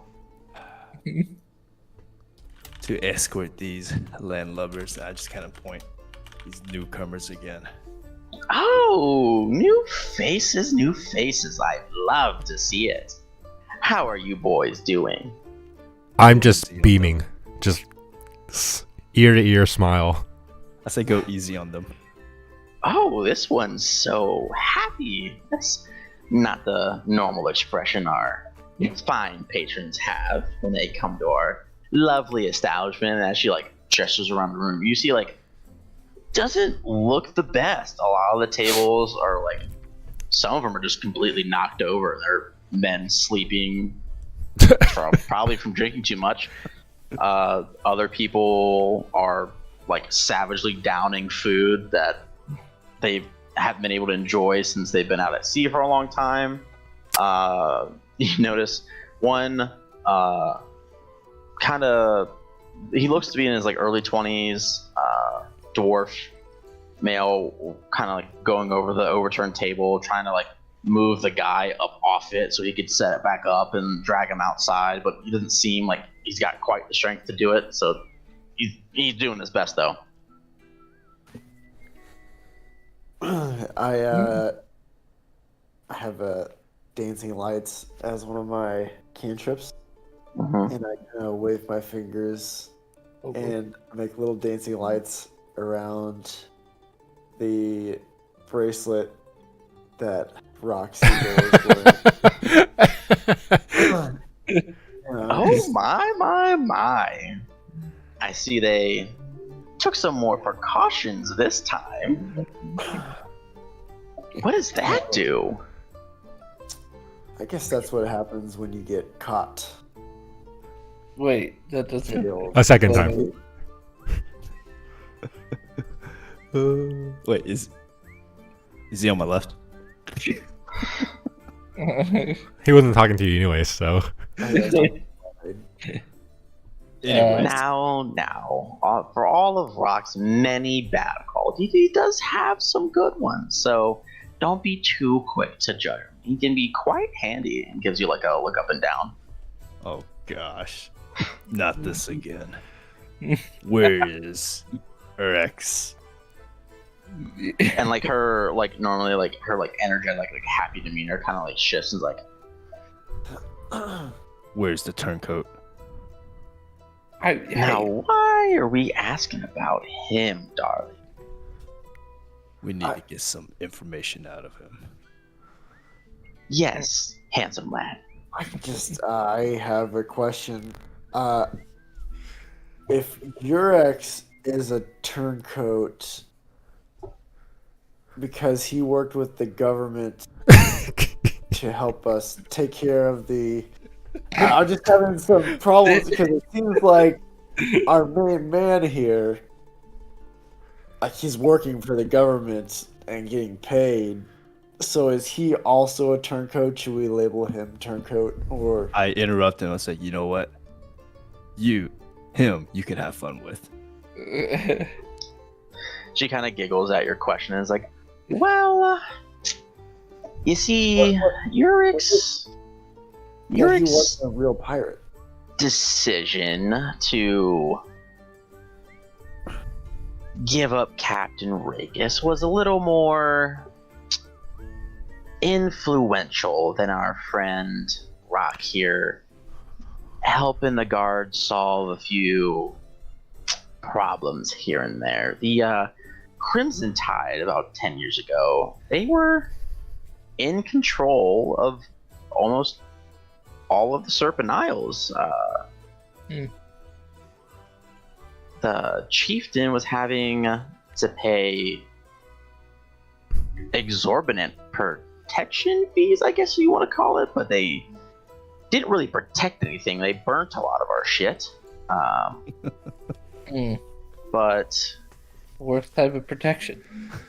yeah, think about it. My bar was destroyed, I think, at least 3 times. That's why the letters up front are still broken. So that was from the second time we rebuilt it. I was like, why am I going to put all the effort into fixing the sign? It's just going to get broken in a month. But that was an artistic decision. Thank you, dearie. Do I know her name? You do. Her name is Morticia. Morticia. Morticia? Mhm. It's a Morticia. Let's focus up. That's Where is it. he? He's downstairs. Do you remember how to get in, or do you need me to remind you? I believe the passcode is. Somewhere up the grapevine. There's not great. Somewhere with the grapevine is the juiciest fruit of them all.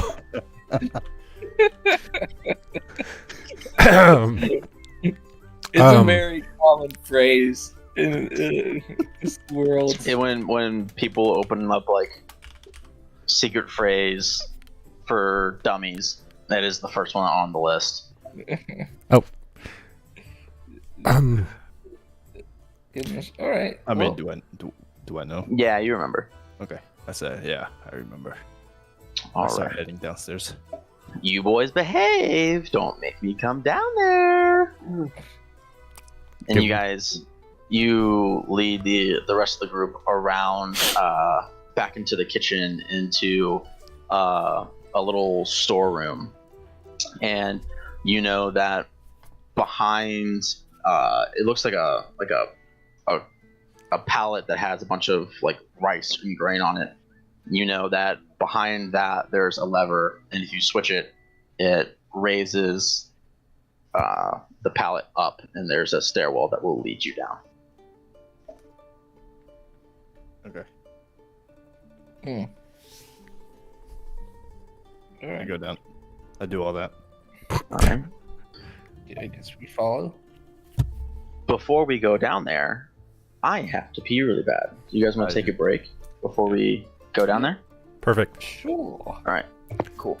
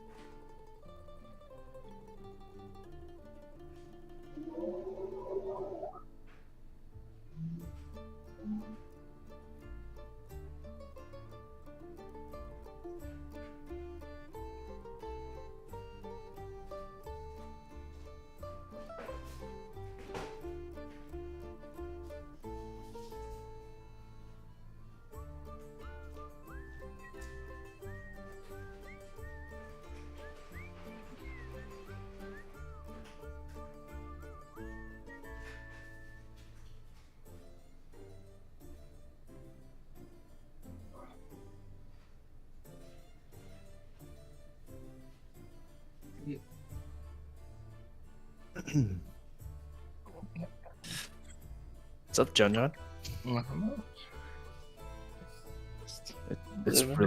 It's really hard trying to do all the pirate lingo while whispering in the house. Oh yeah. Oh man. Child sleeping or something. Yeah, she's asleep. She's like literally right next door.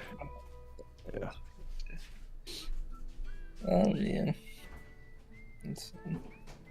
Well, this is a pretty fun so far.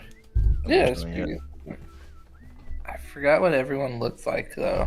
Oh, so if you pull up the text message, that's a picture that John did with the AI, but it's missing a scar. Oh, cool. The text message you said? Or sorry, in the chat. In the Discord. Yeah, in the Discord. Nice. Nice. I did not have a picture that I used. Oh. Wow. What's up? You don't have a picture. Yeah, I didn't use a picture. Although, honestly, just doing the picture of Heath Ledger there. Heath Ledger, yeah. Also, I used the second level spell slot without even thinking, as just a joke. Like, not even. You talking about your fine steed? Yeah. Oh Like, no. Thinking about it, it's like, maybe I shouldn't have. Never mind. That's alright. I mean, it's what. I don't know if we're gonna be getting into any fights anytime soon. No, how do you spell your guy's name? R-O Q U-E. Oh, I was missing the E. Look. And then his last name is Fabii. Fabii? Oh. F-A-B-I-I. Wait. Rook? Wow. Yeah. Very original. Wait. I'm missing something simple here. And by the way, so Kevin, your character has an intelligence of 20, right? Yeah. So Roke has a 20 as well. But I think what we should do is your character is more like street, like really street smart. Yeah. And then mine is like by the book. Yeah. Oh no, for sure. Yeah. Noble. I think that's a good idea. I'm trying to stick with the pirate lingo. It is hard. It's not easy. You're definitely like, yeah. I love your commitment so far, I gotta say. Yeah, the commitment is good. I mean, it's not like I'm cheating or anything. I've got a website pulled up with pirate lingos. Oh, I'm less impressed now. Yeah. I mean, the stuff that I use, I knew already because of watching like Pirates of the Caribbean and stuff. But Yeah. Like the use of dandelion, really good. Damn. That's a really good That was pirate good. phrase. Pirate term. Yeah. Goodness.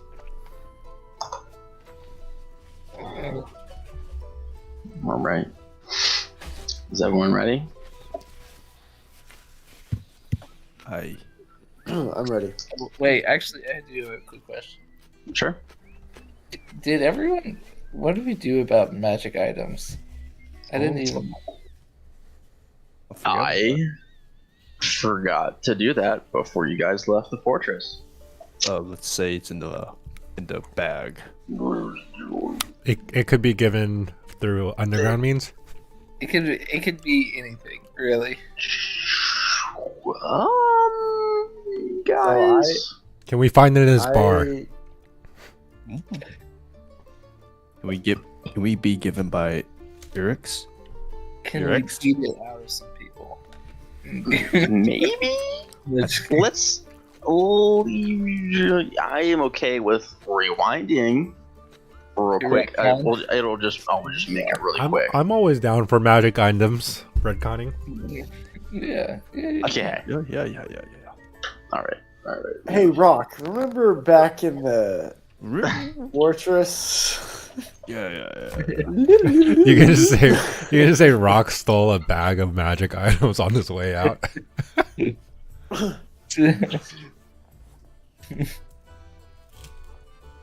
Former Baron Malchant stole it. Nice. Oh, Okay. My bad. I forgot to do that. I was just wondering, like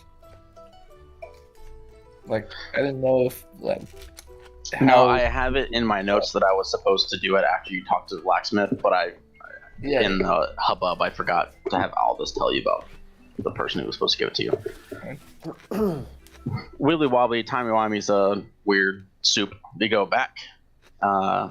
After you leave the blacksmith and you're waiting for your cart to be brought to you, you see a little courier running up to you guys. He's like, "Oh, Master Aldous wanted me to remind you he forgot to mention the Fortress Supply store down below the main mess hall has some things for you guys to peruse and pick up if you'd like."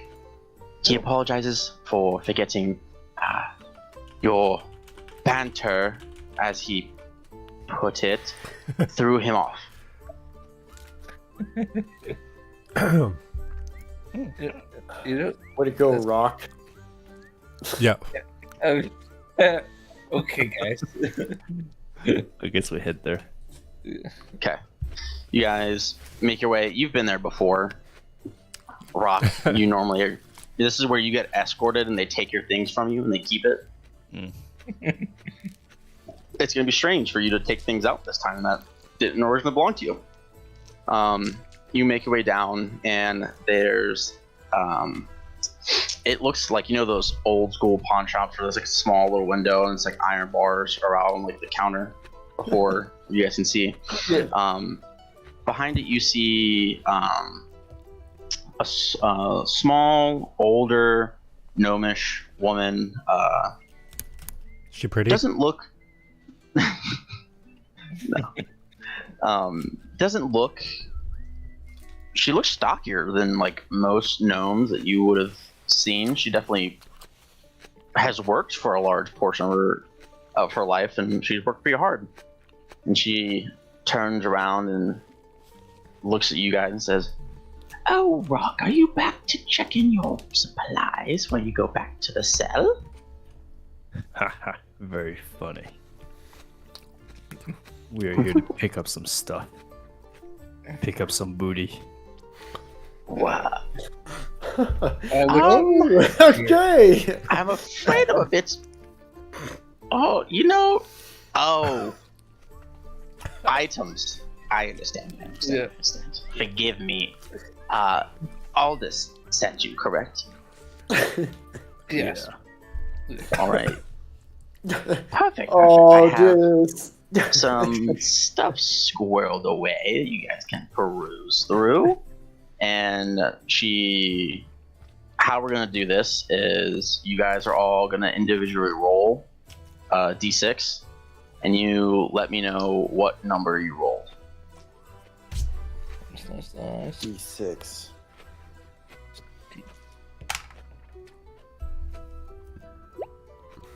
Three. Ooh. 3. Okay. And I'll do each of you guys one at a time. So if you just remember the number you rolled, when I get to you, you let me know. We'll do... I'm just going to go left to right from what I see on Discord. So John, you're going to go first. So you rolled a 6. Yeah. So you're going to roll a D100. You can either do 2 Okay. D10s or a D100 and a 10, whatever, however you want to do it. And you let me know what you roll. Okay. Oh. I got triple zeros or whatever. So, like, like legit, it. Huh. I rolled it in my hand and then it just, What's 000? Is it double 0 with a 0? yeah. Oh, It's but double with zero. the 100 D100. So is that just a 0 or is that a 100? I think it's 100. I think it's 100. With dice, you can never have 0. Yeah. Yeah. I think it's 100. Yeah. Because 0 stands for 10. So you would have gotten 100. I rolled the highest in both dice. That's Just casual. phenomenal. So that's crazy. I don't. Maybe I should have. You know what? Fuck it. We're gonna roll with it. something You amazing. find. She's looking around and looks up at you. Is like, oh, I think these might fit you quite well, dearie. They. Okay. Roll the D100.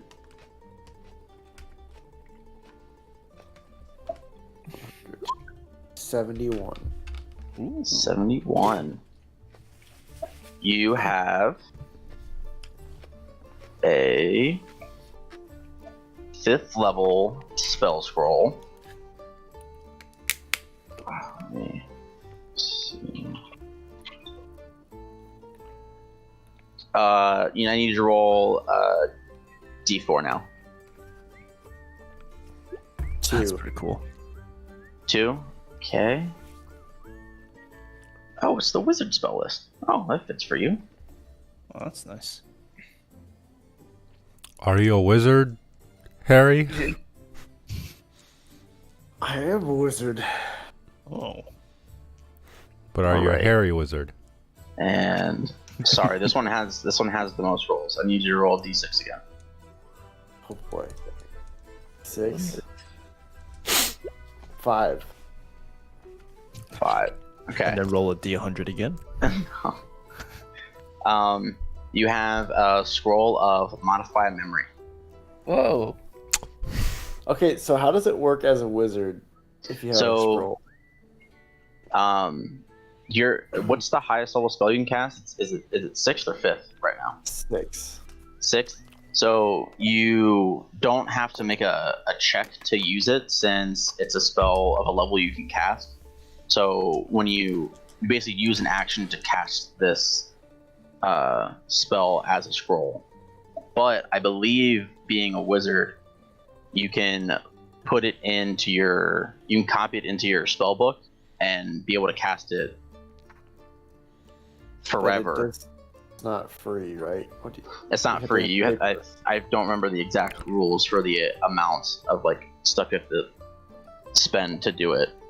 Okay, But we can look into that later if you want. I'll figure it out. Yeah. Okay. Kevin? So you just got a new free new spell. That's pretty good. Okay. You're gonna roll D100 as well. You're all gonna roll D100s, just to let you know. 7. Do I roll D10 as well? Yeah, you're gonna have it'll be 81, 76, something like that. 75. 75. You got Never rolled a D100 before. a potion of supreme healing. Nice. Nice. All right, give the Alright. grader back. John, that's you. Okay. Oh, do I reroll? I had a 2 before. Supreme? You rolled a 2 before? 10d4 plus 20 hit point? Oh, that's crazy. Roll 2. Alright, D100, baby. 24. 4. And that's boring. Roll again.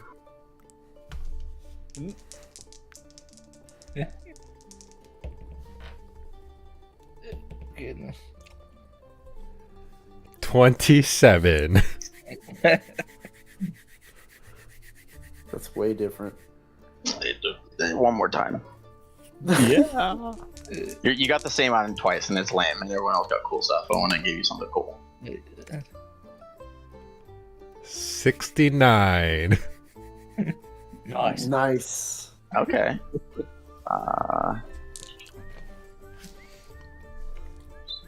You got an item called Coeg Tom's Ointment. Love it. What is it? Oh, wait, how do you spell It's KEOGHTOM. it? Got it.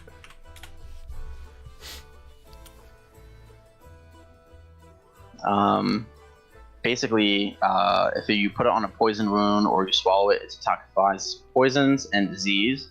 If you rub it on the body, it heals moderate wounds that could not be like cured by restorative spells.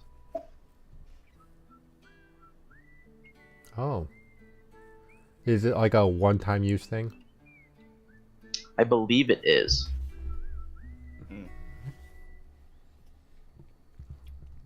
This is one dose. Oh, I guess I just have to roll a d4 to figure out how many doses. Yeah. Should I do that now? Yeah.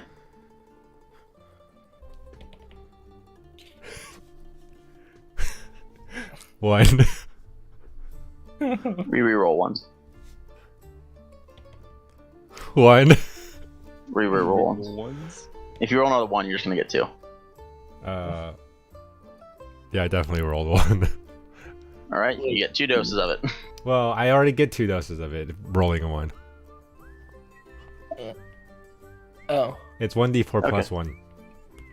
okay. All right. So 2 doses. Yeah. You'll get 2d8 plus 2 hit points back. It seems to be poison, and it cures you of any disease. Sweet. Alrighty. Yeah. Hear me out. Yep. What are the chances I could get my horse to attune to the boots? Pegasus. You know, you can certainly try. Heck, Oh god, that was so loud. Yeah, we can cross that bridge if we get to it. If you really want to do it, we'll give it the good old college try. All right.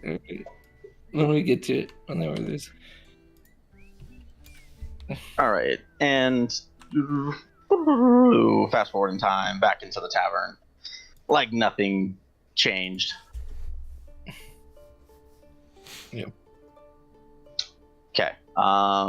You guys descend the stairwell after Rock opens it, and you walk for longer than you think you would have to. The stairwell swishes a few times as you're going down, and you get to just like a plain like metal door. You can see like it has a little spot where like a slate can be opened and closed to look out.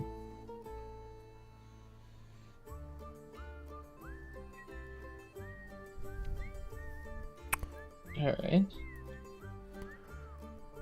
Well, Rock, what do we do now?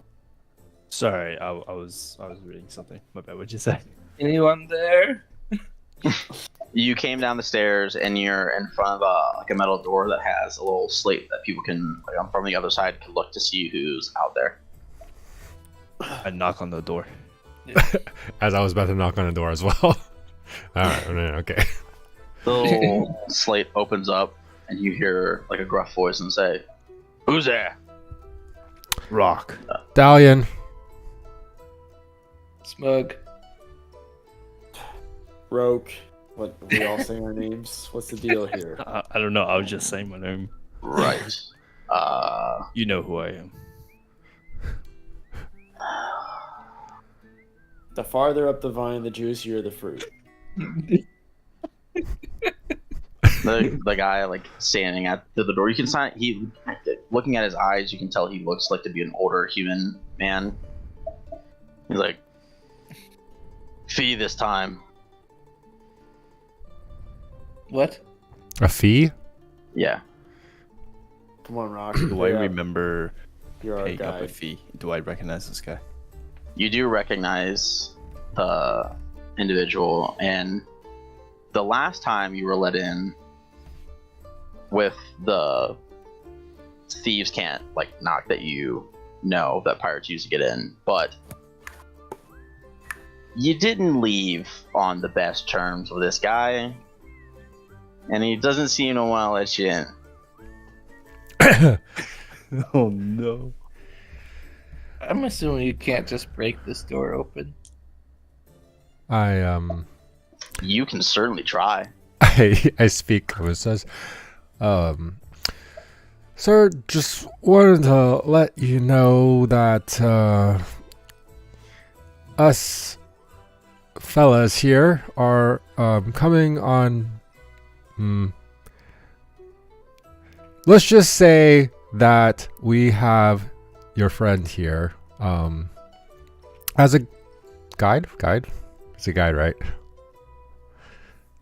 Yep. He's a criminal informant. And we urgently need to speak with Urix. Rix about a matter of great importance. Make a persuasion check. Sorry, Dalin. Persuasion. Oh, I'm really good at this. Yeah. Charisma's based casters, baby. That would be a 23.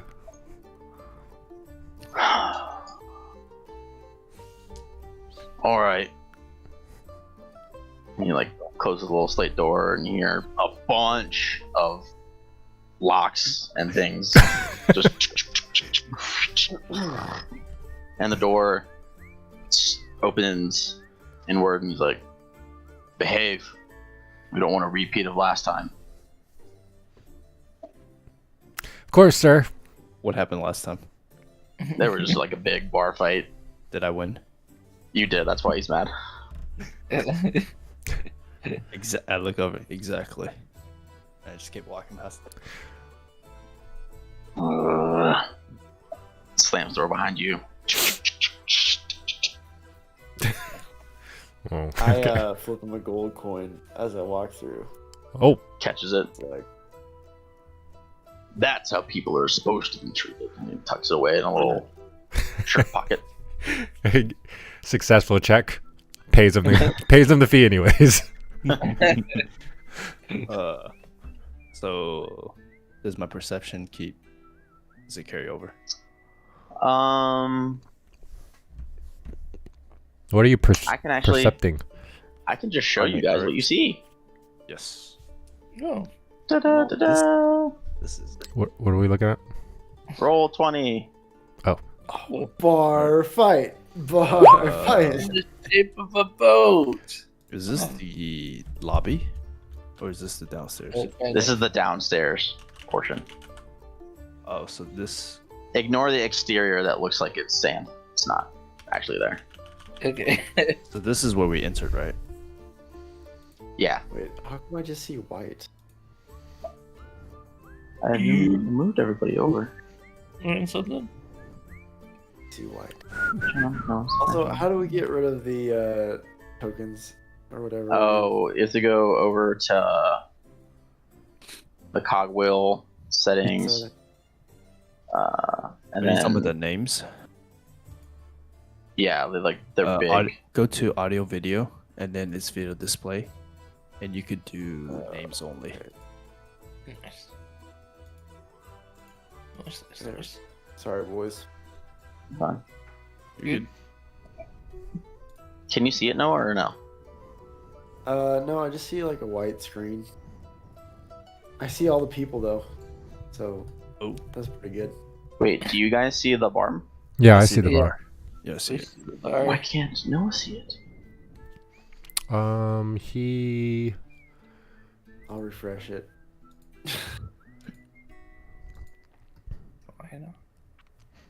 Is it because I'm on? You know, funny. Zoom out or something. We Yeah, ended up in oh, another yeah. fight. Is this the room that we just walked into, or is it the room above? This is the room you guys just walked down into. Okay. This is the stairs, John. Yeah. Oh, we I came see, down okay. these stairs over here. I can see where you guys are clicking. Cool. Uh-oh. That's so weird. I'm gonna try quick. I don't know how to fix it. Keep moving forward. Should I share my screen with you, Noah? It's fine. Okay. I'll use theater of the mind. And if it matters, we'll figure it out. send a screenshot in the chat. Okay. Do one of you guys want to do it, or you want me to do it? I can do it. You do. Okay.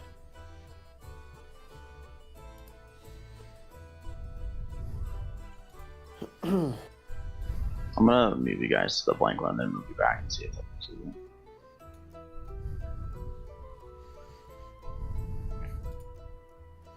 Yeah, it's blank. Hmm. Weird.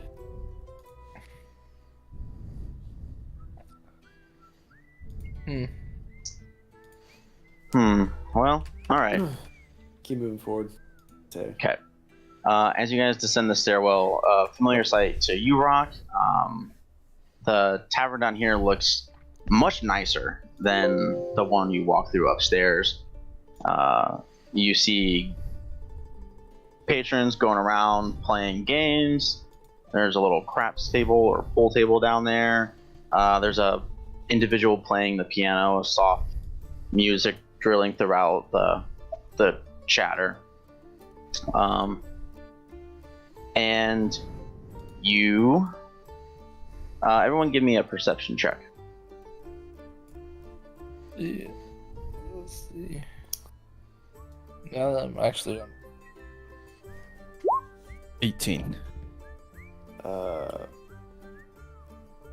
23. 20. Dirty 20. All right. Okay. Oh, no, 19. Sorry. All right, you all rolled pretty well. You see a lot of the conversation and laughter and boasting is coming from the large, long, like dinner table at the directly to your right when you come down the stairs. The laughter being the most boisterous from this gentleman here, and you recognize them, Rock, to be Urix. Oh, he's behind the bar thing. Oh, that's a table. This is like a big table. Okay. Yeah. A feast table. So Mhm. I kind of like point to the guy, and I'm walking over there. And by that I mean like I'm walking. Based on his beside- position at the table, and everything, and kind of where everybody's sitting, does he seem to be a figure that's just like a nobody, or is he a somebody? No, he's definitely. You have there's. I didn't want to put a bunch of tiny little Yeah. civilian things on here just because I didn't have the time or patience to do it, and it would be really cluttered. Mhm. But you see people serving people coming up to him and waiting on him specifically. You see people bowing in deference and respect towards him. Oh, He's not the demeanor down here doesn't really fit that of what you guys have heard about how people normally treat this individual. yeah. Mm. Okay. Alright. Anyways, sorry. We I guess I follow Rock. I go over right next to him. I don't know if you can see it. The dwarven individual there kind of puts a staff in between you and the wall, and was like, "Manners. You go around the front and pay respects." Did I beat this guy up last time? No, this is someone you don't recognize. Oh. Manners. Mm. You say he's a dwarf, right? Yeah. Oh no. I said, who do you think you're talking to, little man? No, this is. You can give me an intimidation check. He's gonna roll insight against you. Oh, I forget I have to roll dice sometimes.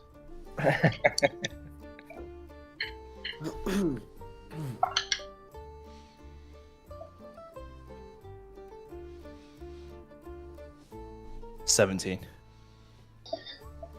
He rolled a natural 20. Get wrecked. Oh yeah, I got back. Little man, eh? Big words coming from such a small boy. And he kind of stands up on his chair and then he like puts his staff under your chin. And he looks over to the guy who's like laughing. And the guy that you guys were walking towards is dressed in. The outfit looks very similar to the outfit that you saw Corlin wearing in the vision. He's wearing deep red leather armor with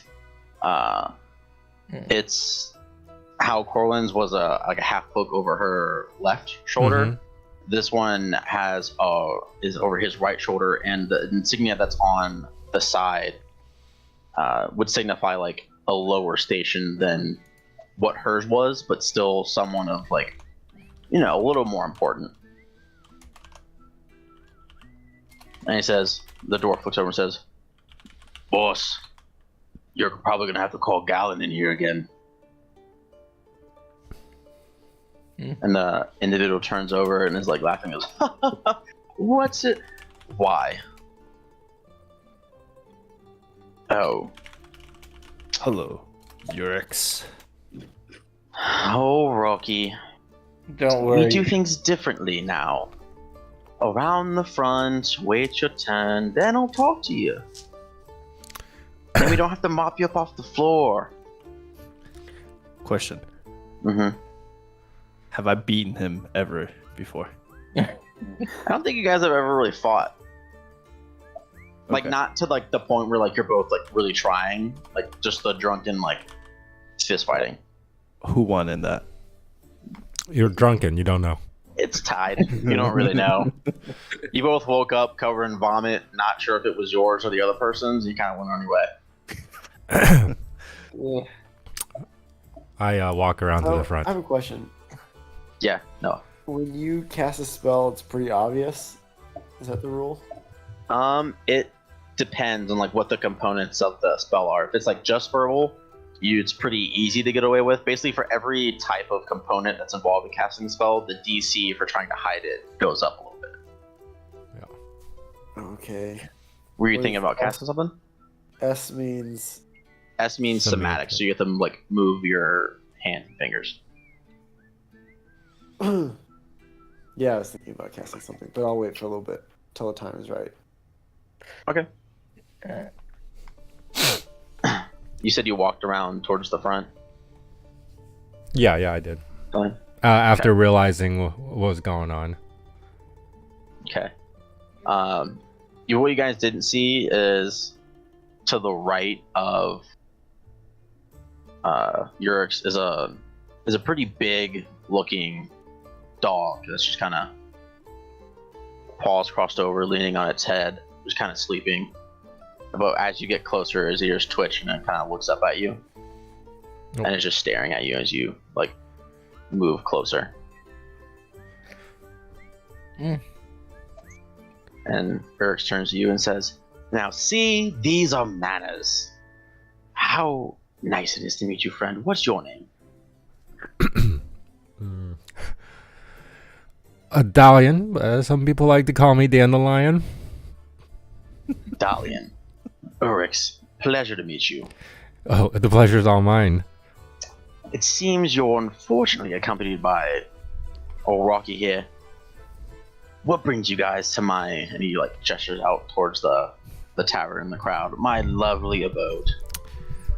Oh, we just met, so Probably for the best. anyhow, we're just we're in the neighborhood, and Rock has actually spoken so highly of you, and we thought we'd come pay you a visit. Rock, hi of me. Was I he drunk? Was he drunk when he I said it? laugh as well. And it's like a weird relationship between you and Urix. It's not like outward like hatred for each other, but like you have fun sometimes, and then other times you fight each other. For the most part, it's okay. But we know our true feelings, so like, Yeah. if I was like, Dalian said that, he knows it's a lie.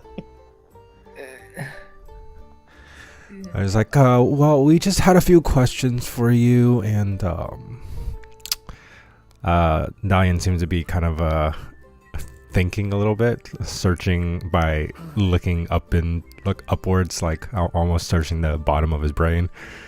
He goes, and he turns towards the group and go, what were we needing to ask our Mr. Ricks here?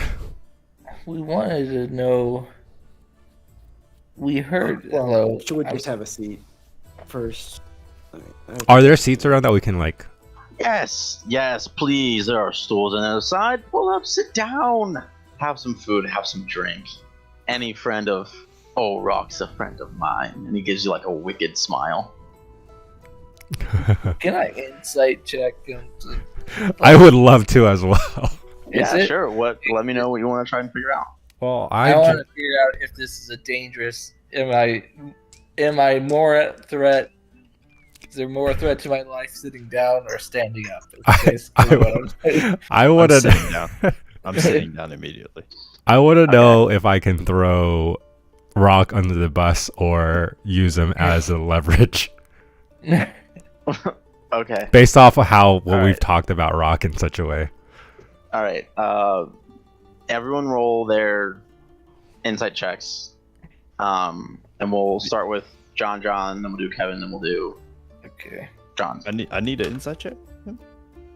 Sorry, what were you asking to do? I'm sorry. I mean, since I've known him, I kind of know like if it's dangerous You or have that whatever. for insight. Oh, yeah. figure- Okay, I sorry. I figure- thought you asked me something else. Apologies. No, You can just sit down. Yeah, I'm gonna put in some temporary tokens for you guys because I forgot to import the pictures you sent me. You're good. I did not send you a picture. That's so okay. I Fail. gotta do that. Are we getting rum? Is he like giving us like stuff to drink? Sure. A little serving girl comes over and has a tray of different alcohols that you can take your pick. All right, go ahead and roll. I got a 7. 7. Insight. Yeah. That is 19. 19. Okay. Sebastian, you feel like you're in equal danger standing and sitting. It doesn't seem like either one's gonna give you a disadvantage or an advantage. Okay. Then he will sit down. Okay. Just gonna kind of put you. You're the guy with the shield, John. Gotcha. Orange.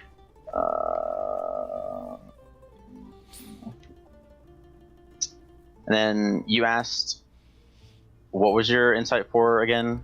Oh, John, just I'm sorry. trying to figure out what the actual standing between Rock and like if me name dropping Rock as someone that we kind of hold high praise for is going to be like a hindrance or or would basically throwing him under the bus give us a better relationship with I see. You feel like, although Urix has been talking a lot of crap about Rock, he does have some base level of respect for him.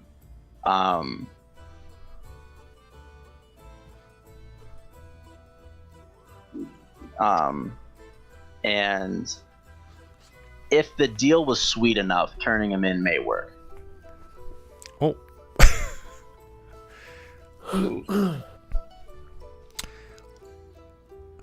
Okay.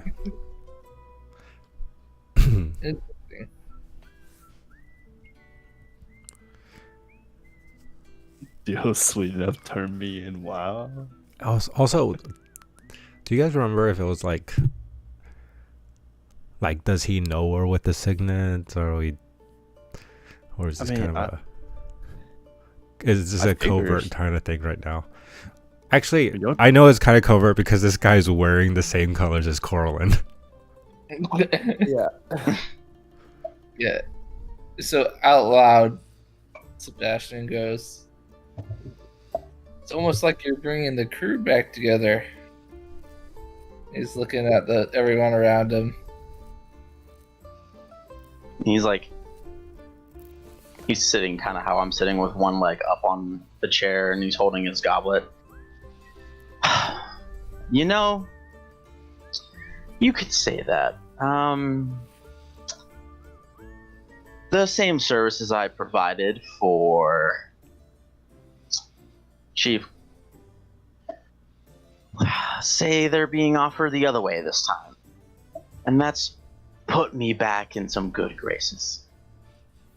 He takes like a long drink.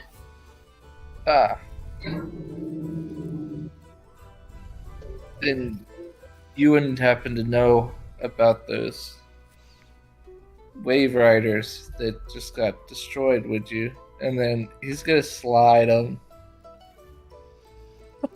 like 5 gold.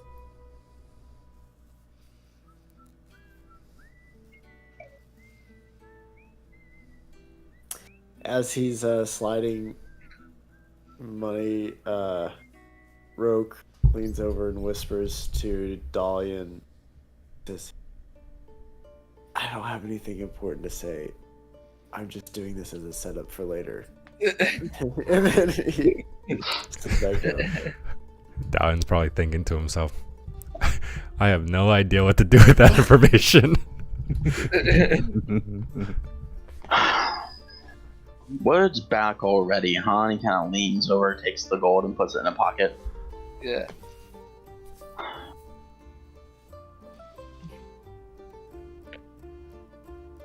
He's gonna...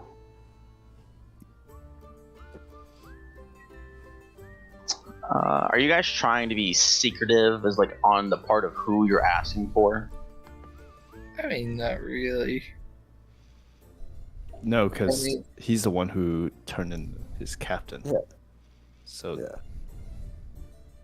I mean, He's I'm used to not this, saying right? anything.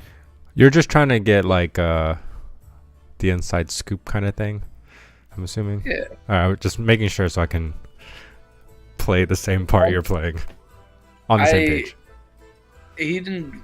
It wasn't like he's like trying to draw an allegiance to the good guys, Yeah. but How we did have a...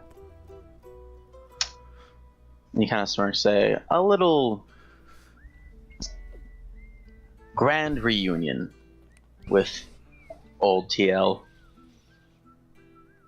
I chime in, like, go, wait, we? Like, you were there? Oh, well, not personally. I oversee, a few different projects. Corlin handles more of the ostentation displays. He goes, oh, so you weren't actually there. We just heard so much about her, so. But, I mean, if you weren't there, you weren't there. Doesn't seem like he's the actual pirate type. It seems like he's a... Well, I mean, the way Rock Yeah, I was, mean- and I like leaned over to him, like kind of directing my attention away from Urix. I'm just like, well, the way Rock was talking about him, I thought he was. a real pirate. I know, yeah, but I mean, look at him. He doesn't look like Rock at all. And he kind of like screeches his chair back and like leans forward looking at you, Rogue, and is like, now, you mainlanders have different mannerisms and ways of speaking. I just want to I guess we do. clarify. I guess we do What stand do you that a lot. mean, real pirate? I'm drinking rum right now. Honestly, I would take that as a compliment. You're more refined. It's Seems like you're, you have, in a business, you always have people that do different jobs, right? So, some people are in the field doing the manual labor, and some people are kind of doing the books. And it kind of seems like you're one of the people that's on the smarter side of things and kind of working the books. But I don't know. It could be wrong. Make a persuasion, or actually just a general charisma check, Noah. I'll say you can have advantage. Natural 20. Oh. And you see Eric's demeanor kind of like, where before it was like jovial and then it got very serious and stern. He's like, oh, you got a fine eye there. You're right. The Lessers go off and do the fighting and killing with Coral, and I manage the other operations. And I kind of lean in and like whisper loudly to you, but also with like clearly letting Rock hear this. So, you know, I'm from the mainland, and you know I don't get to see a lot of pirates. And my first impression was this guy, and I do this little, and you know I just wasn't sure. And then he talked about you, so we thought we'd come meet you. And clearly, you're way better at this than he is. So, could you? I mean, surely you have stories to tell. Like, what is exactly that you do? I slammed my mug down. Excuse me? You scurvy dog, what did you say? Oh, sorry, Rock. When he's facing us, his right ear is towards us, but we are on his left, so we would have had him. Oh, No. For all of Rock's roughness, he's quite a... He's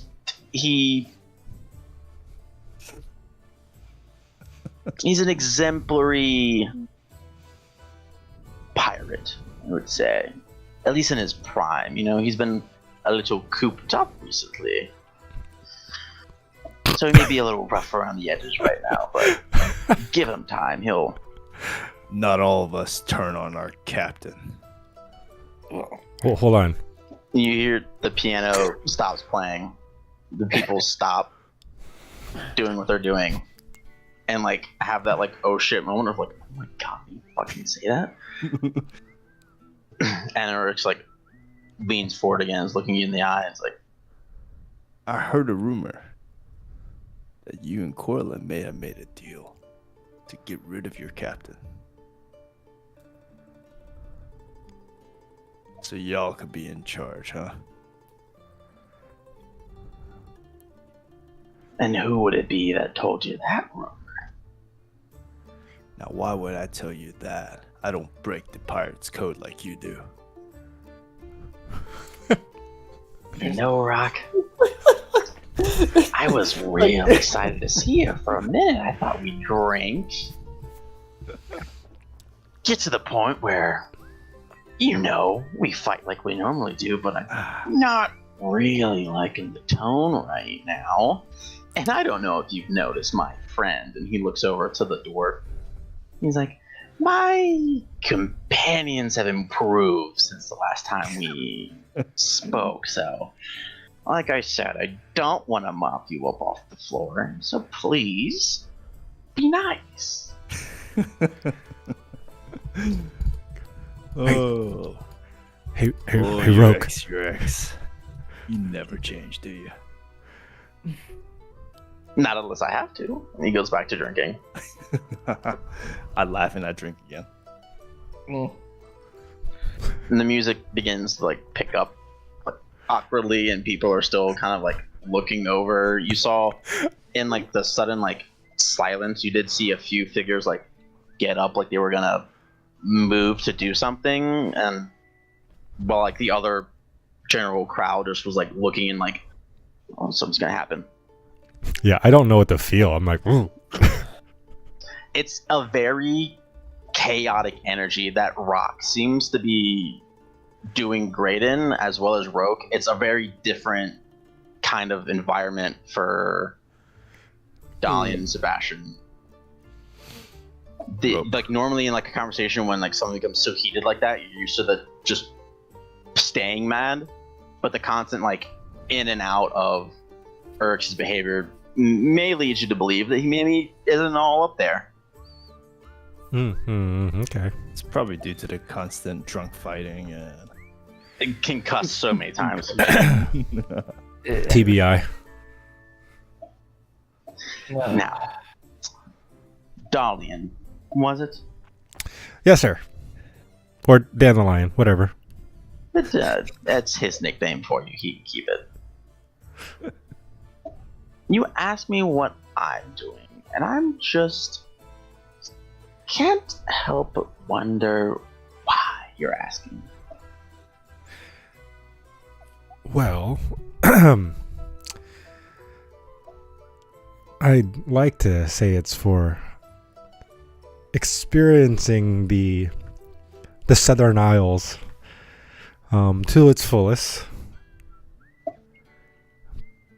But, you know, I have big dreams, and so do my companions here. And big dreams usually take big money. And I know you're in the business of big money. I hope you know where I'm going with this. Make a persuasion check. A lot of persuasion. I'll give you advantage because Rock's little contribution before you spoke. Okay. With advantage? Is it Yeah. persuasion or deception? persuasion, right? He's not really deceiving him. Yeah. Kind You of. could do either one. I would accept either. It's the same for both. You said for advantage, right? Mm-hmm. Yep. So 15, 9. That'd be 24. Well, if money's what you're looking for, I've got some jobs that you guys can do for me. Things got to get places, and they got to get there safely.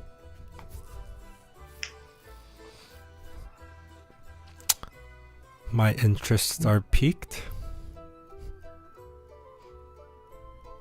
And aspirations the same for the lots of you. You just are looking for a score.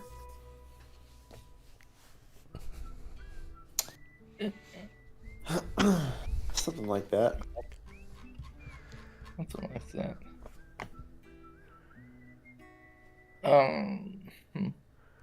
This is kind of off topic. Actually, outside of the conversation, this is out of character. Speak with animals. Can people hear what I'm saying when I speak with animals? You know what? Let's look it up. I mean, do you speak their language?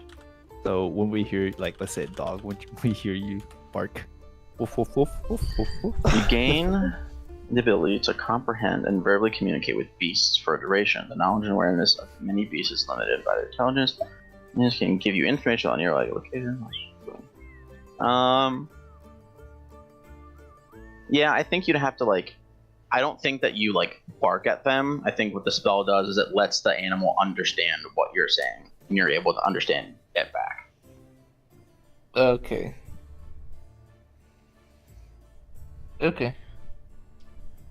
Gotcha. Also, I took the telepathic feat. Mm-hmm.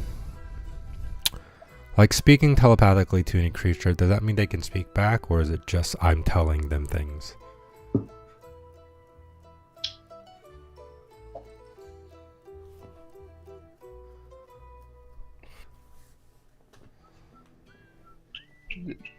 Point.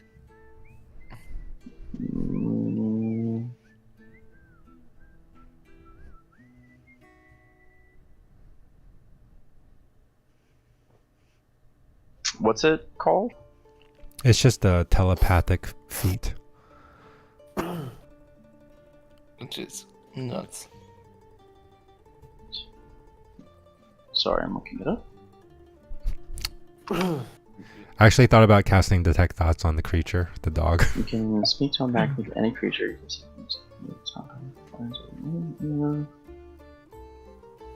your communication doesn't give the creature the ability to respond to you telepathically. Okay, Dang. so it's just speak. It's like a one-way radio kind of thing. Yeah, basically. Okay. I speak telepathically, I guess, during this conversation, or Mm-hmm. to as many people as I can. I say I feel like you wouldn't need to like take time to individually focus on it if you have the ability to cast your consciousness out in 60 feet. Okay. I would say you could message multiple people at one time. Okay, well, I was just gonna tell them like, I don't know if this is the way to get closer, but I don't know. Lean forward if you are okay with this, or I can Yeah. change this path. Oh, to us? Uh-huh. Us four? Yeah. I probably don't do it to Rock. Sebastian leans forward, puts his elbows on the table, like Yeah. hands clasped. Now, here's the thing. Truth is, we're really not interested in small jobs. Actually, we came because we heard you guys had a very powerful new weapon, and we just wanted to see what it does. See if we could get in on that action.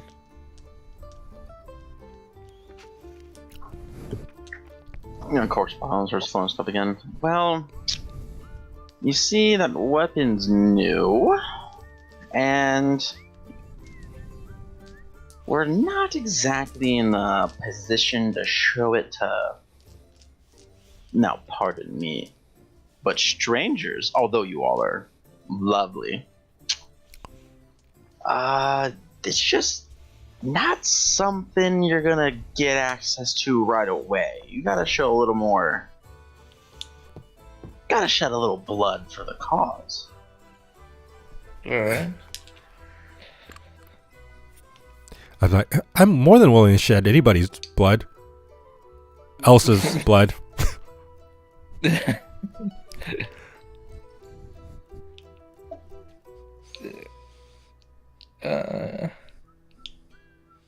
Well, I'm in. You have my answer. And then you see him get up, and he walks out. Sebastian walks out. Oh. Guess Fascinating. maybe Well, waiting on our assignment for some hands-on experience. give What? me With the rest real of. pirates, of course. Sorry, I can't really hear you, Noah. Say it again. With the real pirates, of course. With as real as they come. I have a job that might expedite your trust within our organization. He kind of looks to the door to his left. Are we still having problems getting a hold of, you know? And the dwarf looks back and is like, well, after Chieftain recalled the ships from leaving the perimeter of the islands, the blockades and security's gotten tighter and our ships are having trouble getting in, so you think they can help? And he like glances at you guys. Beaming, ear to ear. He smiles at you. And he looks back to the door. mean, worst case scenario, they die and we get our stuff later, but if they work, they get it here. Oh, you never change, Yurix. Try not to. Sounds like we have a deal. We do. And I Does get a wine glass or whatever that he's drinking and like pour some in it. he kind of puts the cup out to all of you who have a cup. I said, one final thing. I reach into my pocket. I pull out and slam on the table. Oh, okay, Four good. times. And it's like a pair of dices. You first. Yes. Yeah, deal first, then we play. Alrighty. Rock here knows how these little arrangements go. It's not so formal as a written contract, but you know, pirates, sailors, we're men of our word. And that's very important. Some pirates. Some technicalities, Rock. You know, I was gonna die. Self-preservation above all, you know that. But, you know, behavior will kill you. Roll the dice. Alright. Standard 10, 15 gold around, right? Yeah. That's a lot of goals. I don't, I'm just making stuff up at this point. That's fine. We're just rolling with it. Yes, and bitch. As Rock and Eric start to just bet and drink heavily, the dwarf talks to Dallin and Roke. I'll contact you guys in the next 8 hours around nightfall when the shipment needs let in. I'll tell you where to meet, and I'll watch over you and help where I can.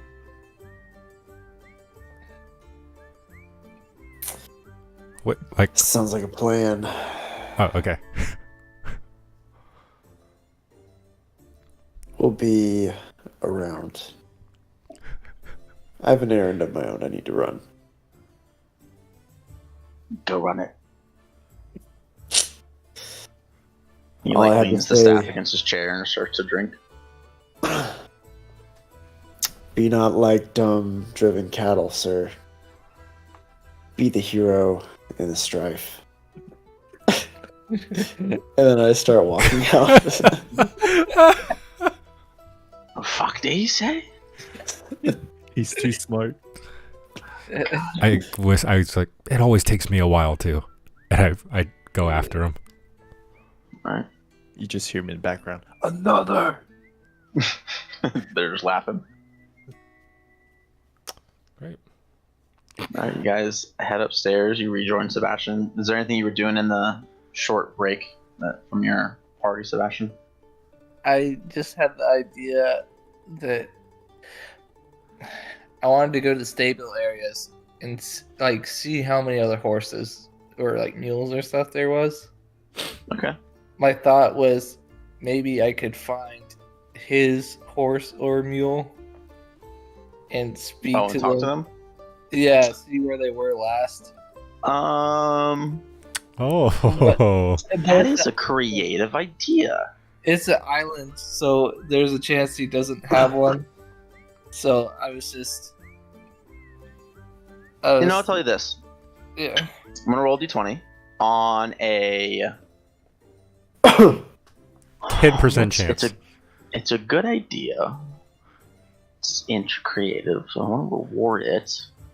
We'll say on a 13 or higher,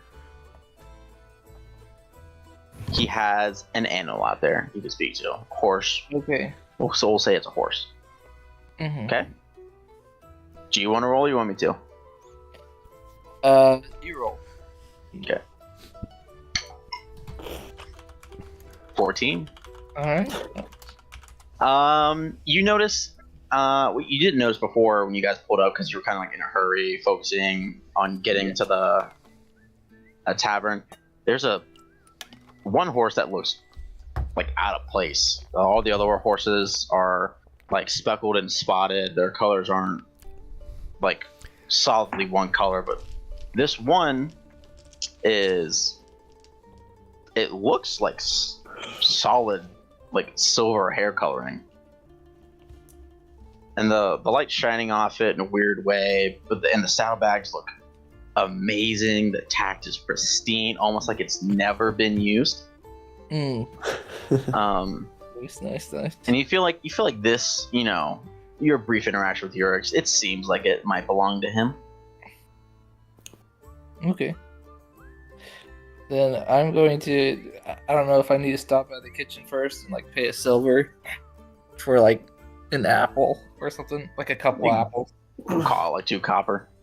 Yeah, 2 copper. It's an apple. I'm gonna have to subtract that from gold. That's fine. All right,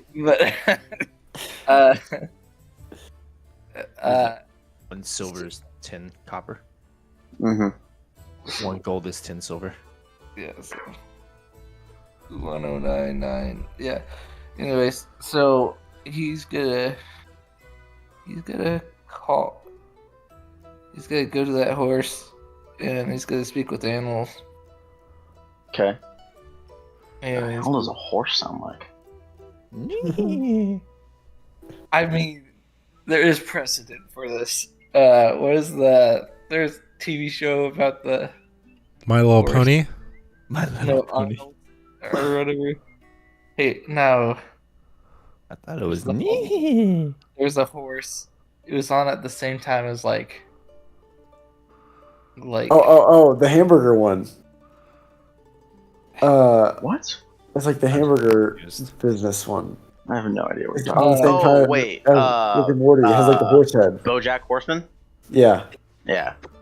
Well, I guess that one too. I was thinking like back when they had like the Beverly Hillbillies and the. Oh, I don't know. I'm not familiar Yeah. with that reference. Not familiar with that one. But go BoJack. But I just say I cast Speak with Animals, Mm-hmm. and I just kind of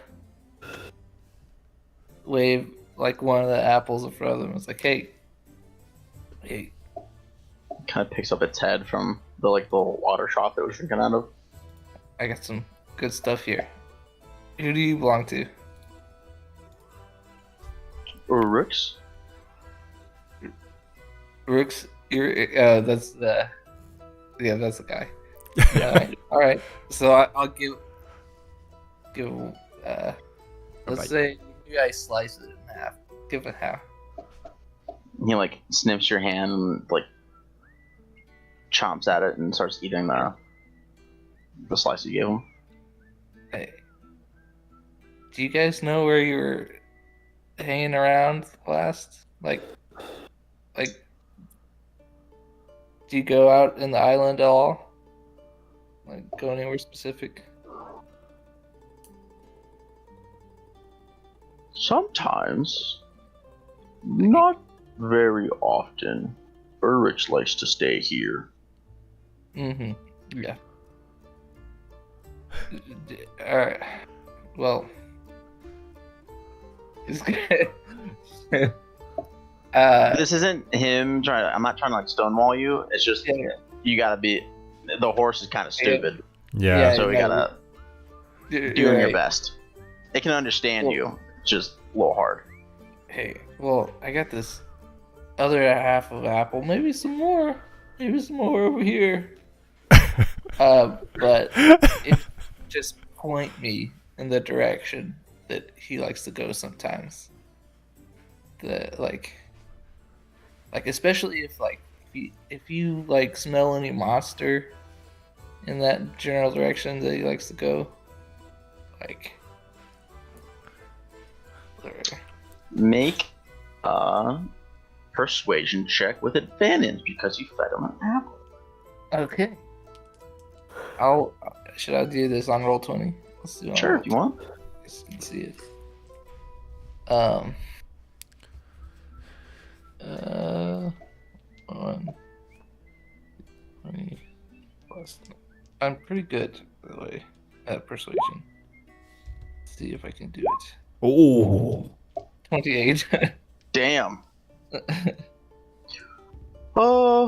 Urix likes to go to the old docks on the south side. Old docks on the south side. Alright. Or really run down and creepy. Oh. Yeah, I bet. And really, it smells bad down there too. Oh, Okay. Well, Can I? yeah. How many yeah. more apples do you have? Oh, here, take the tap. Like, is there? You know what? I got another apple here. And so you just like twitch up. Do you like? Do you know anything else about the area? Is there any? Are there a lot of people there that like to hang out or hide around there? Not a lot of people like around up here where all Yeah. the other people are. There's not very many people go down there. Okay. Well, you've been a good horse, and he just gives him their apple, and Like like, shakes his head. yeah, and then he goes, "Thank you," and then he gives the other whatever's left. He gives Yeah. his horse and mule. oh, Bye. Thank you. Anyways, and then he'll go back and wait in the bar area. Okay. The rest of you guys come up and join. Rock will come back when he feels like it, unless he wants to come hang out now. How long has it been?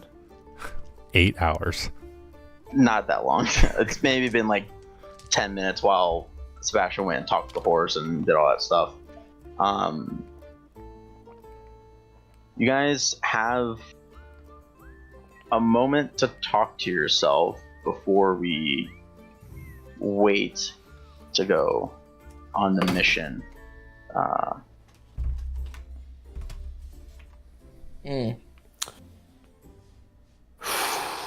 Well, I tell him What what I the- learned. Sorry. Oh. Sorry, I told him what I learned, and then no, what were you saying? well, do we need to debrief this? I mean, the old docks. The old docks, I feel like it's pretty close. Isn't that in town? You guys can No. you don't know, you can try and find it on the map. You want. Yeah. Rock would probably know where they are, but he's not with you. I pull out the old map. Good thing he didn't take this from me when I told him to carry it. I spread it out on the table and look for it real quick. I'll come up after like 2 minutes or 3. Okay. Should we tell this to our guy? I feel like we should share information with him. Yeah, I think so. So your guys' map. Do you guys have like the big map that John shared with all of us? I I have it somewhere in my email. Oh, here. Let me just do this. I'll I just share think- my screen. Ooh. Okay. So you see like this little lip of the island. Yeah. Uh-huh.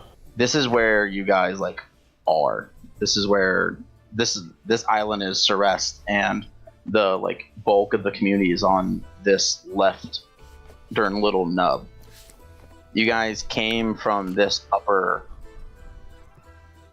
the like northeastern side here, where that's where you guys originally arrived from.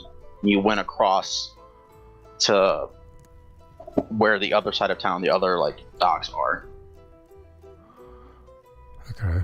Okay. So the docks that the horse was referring to is like further down. I can't zoom in enough. You didn't cross this whole breadth of land because it's bigger than what you would travel in a day. Yeah. Or to get there in an hour. You could probably do Control Plus. Can I? It'll just make the. I think he zoomed in max on this. Yeah, I can't zoom in anymore. But yeah, so you know that. Did you come back up? Kev, What was that? did you come back up? Yeah. Okay. You know where he's talking about? It's one of the. Let me stop. There we go. It's one of the harbors that were destroyed during one of the Crimson Tide like attacks and was like condemned from the damage. They didn't bother trying rebuilding it because the location was hard to defend. You know, it's probably like half a day to get down there just because you have to traverse through a portion of the forest that's kind of like overgrown in the 10 years that since no one really goes down there anymore. Yeah. How many horses are in the horse stalls? Wait, are you just stealing some horses?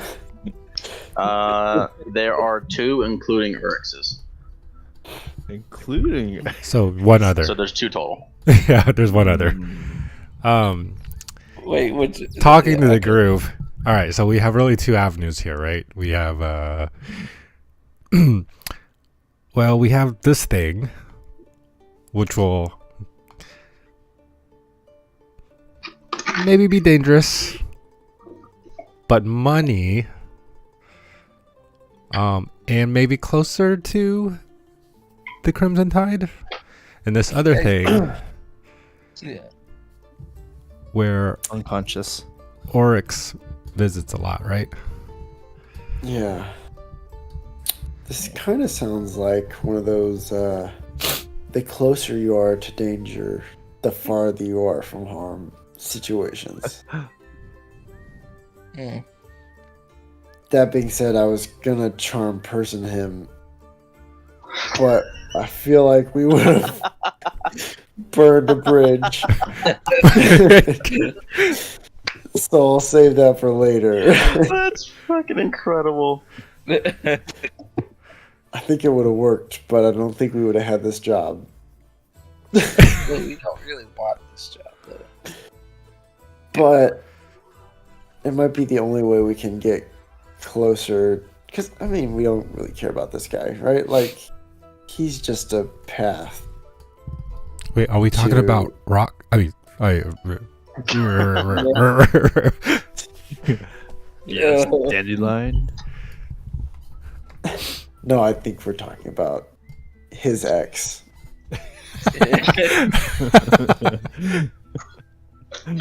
I get what it's like to have your names be made fun of now. I'm just repaying the favor. No, go or no. the Giorno. Giorno. I think we take the job. But first, I think we go talk to this wave runner. I mean, we could still do both. Oh, Wait, okay, go to the old docks and then come back? We can check both out. Well, it takes a day, and this person's supposed to like maybe come talk to us within 8 hours, right?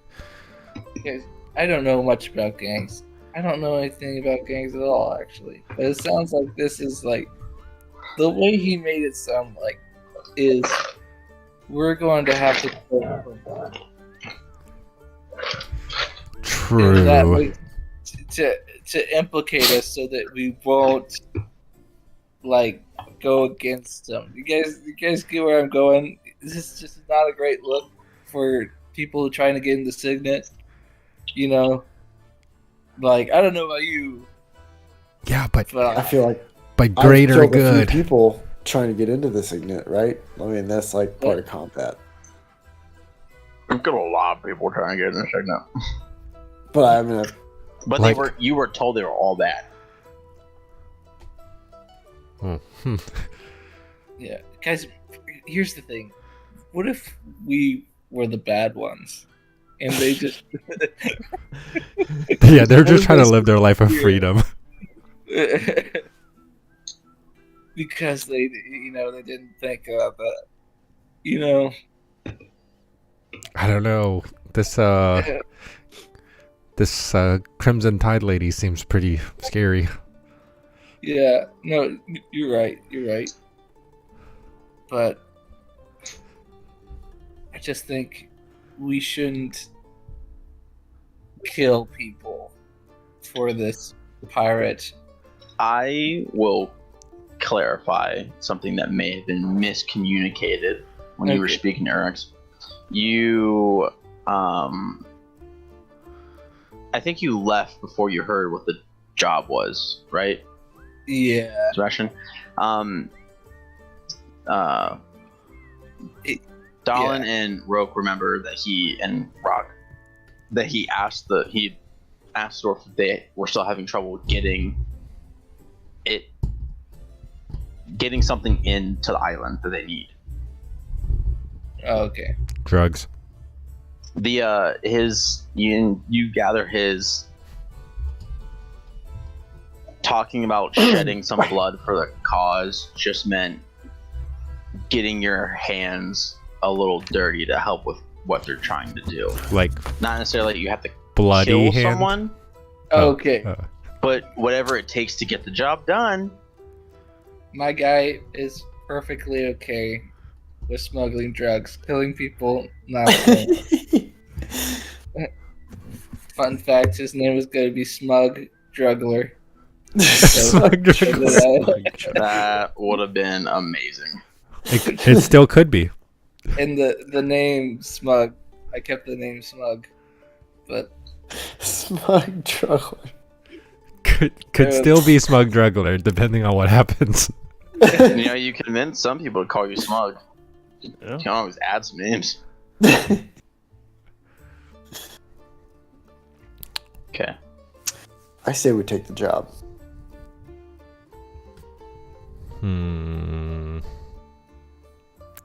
I don't even know why I'm considering. I'm already in.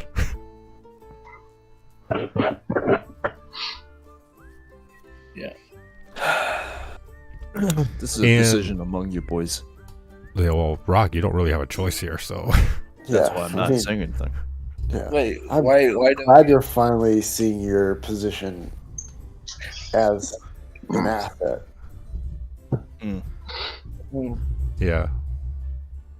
Keep that up. Well, I mean, you're a great asset. You are good. I mean, very smart, but an asset. So I mean, you really soften them up down there. you did, yeah. And you just definitely got access. It was easier with you, I think. I'm not buying any of this.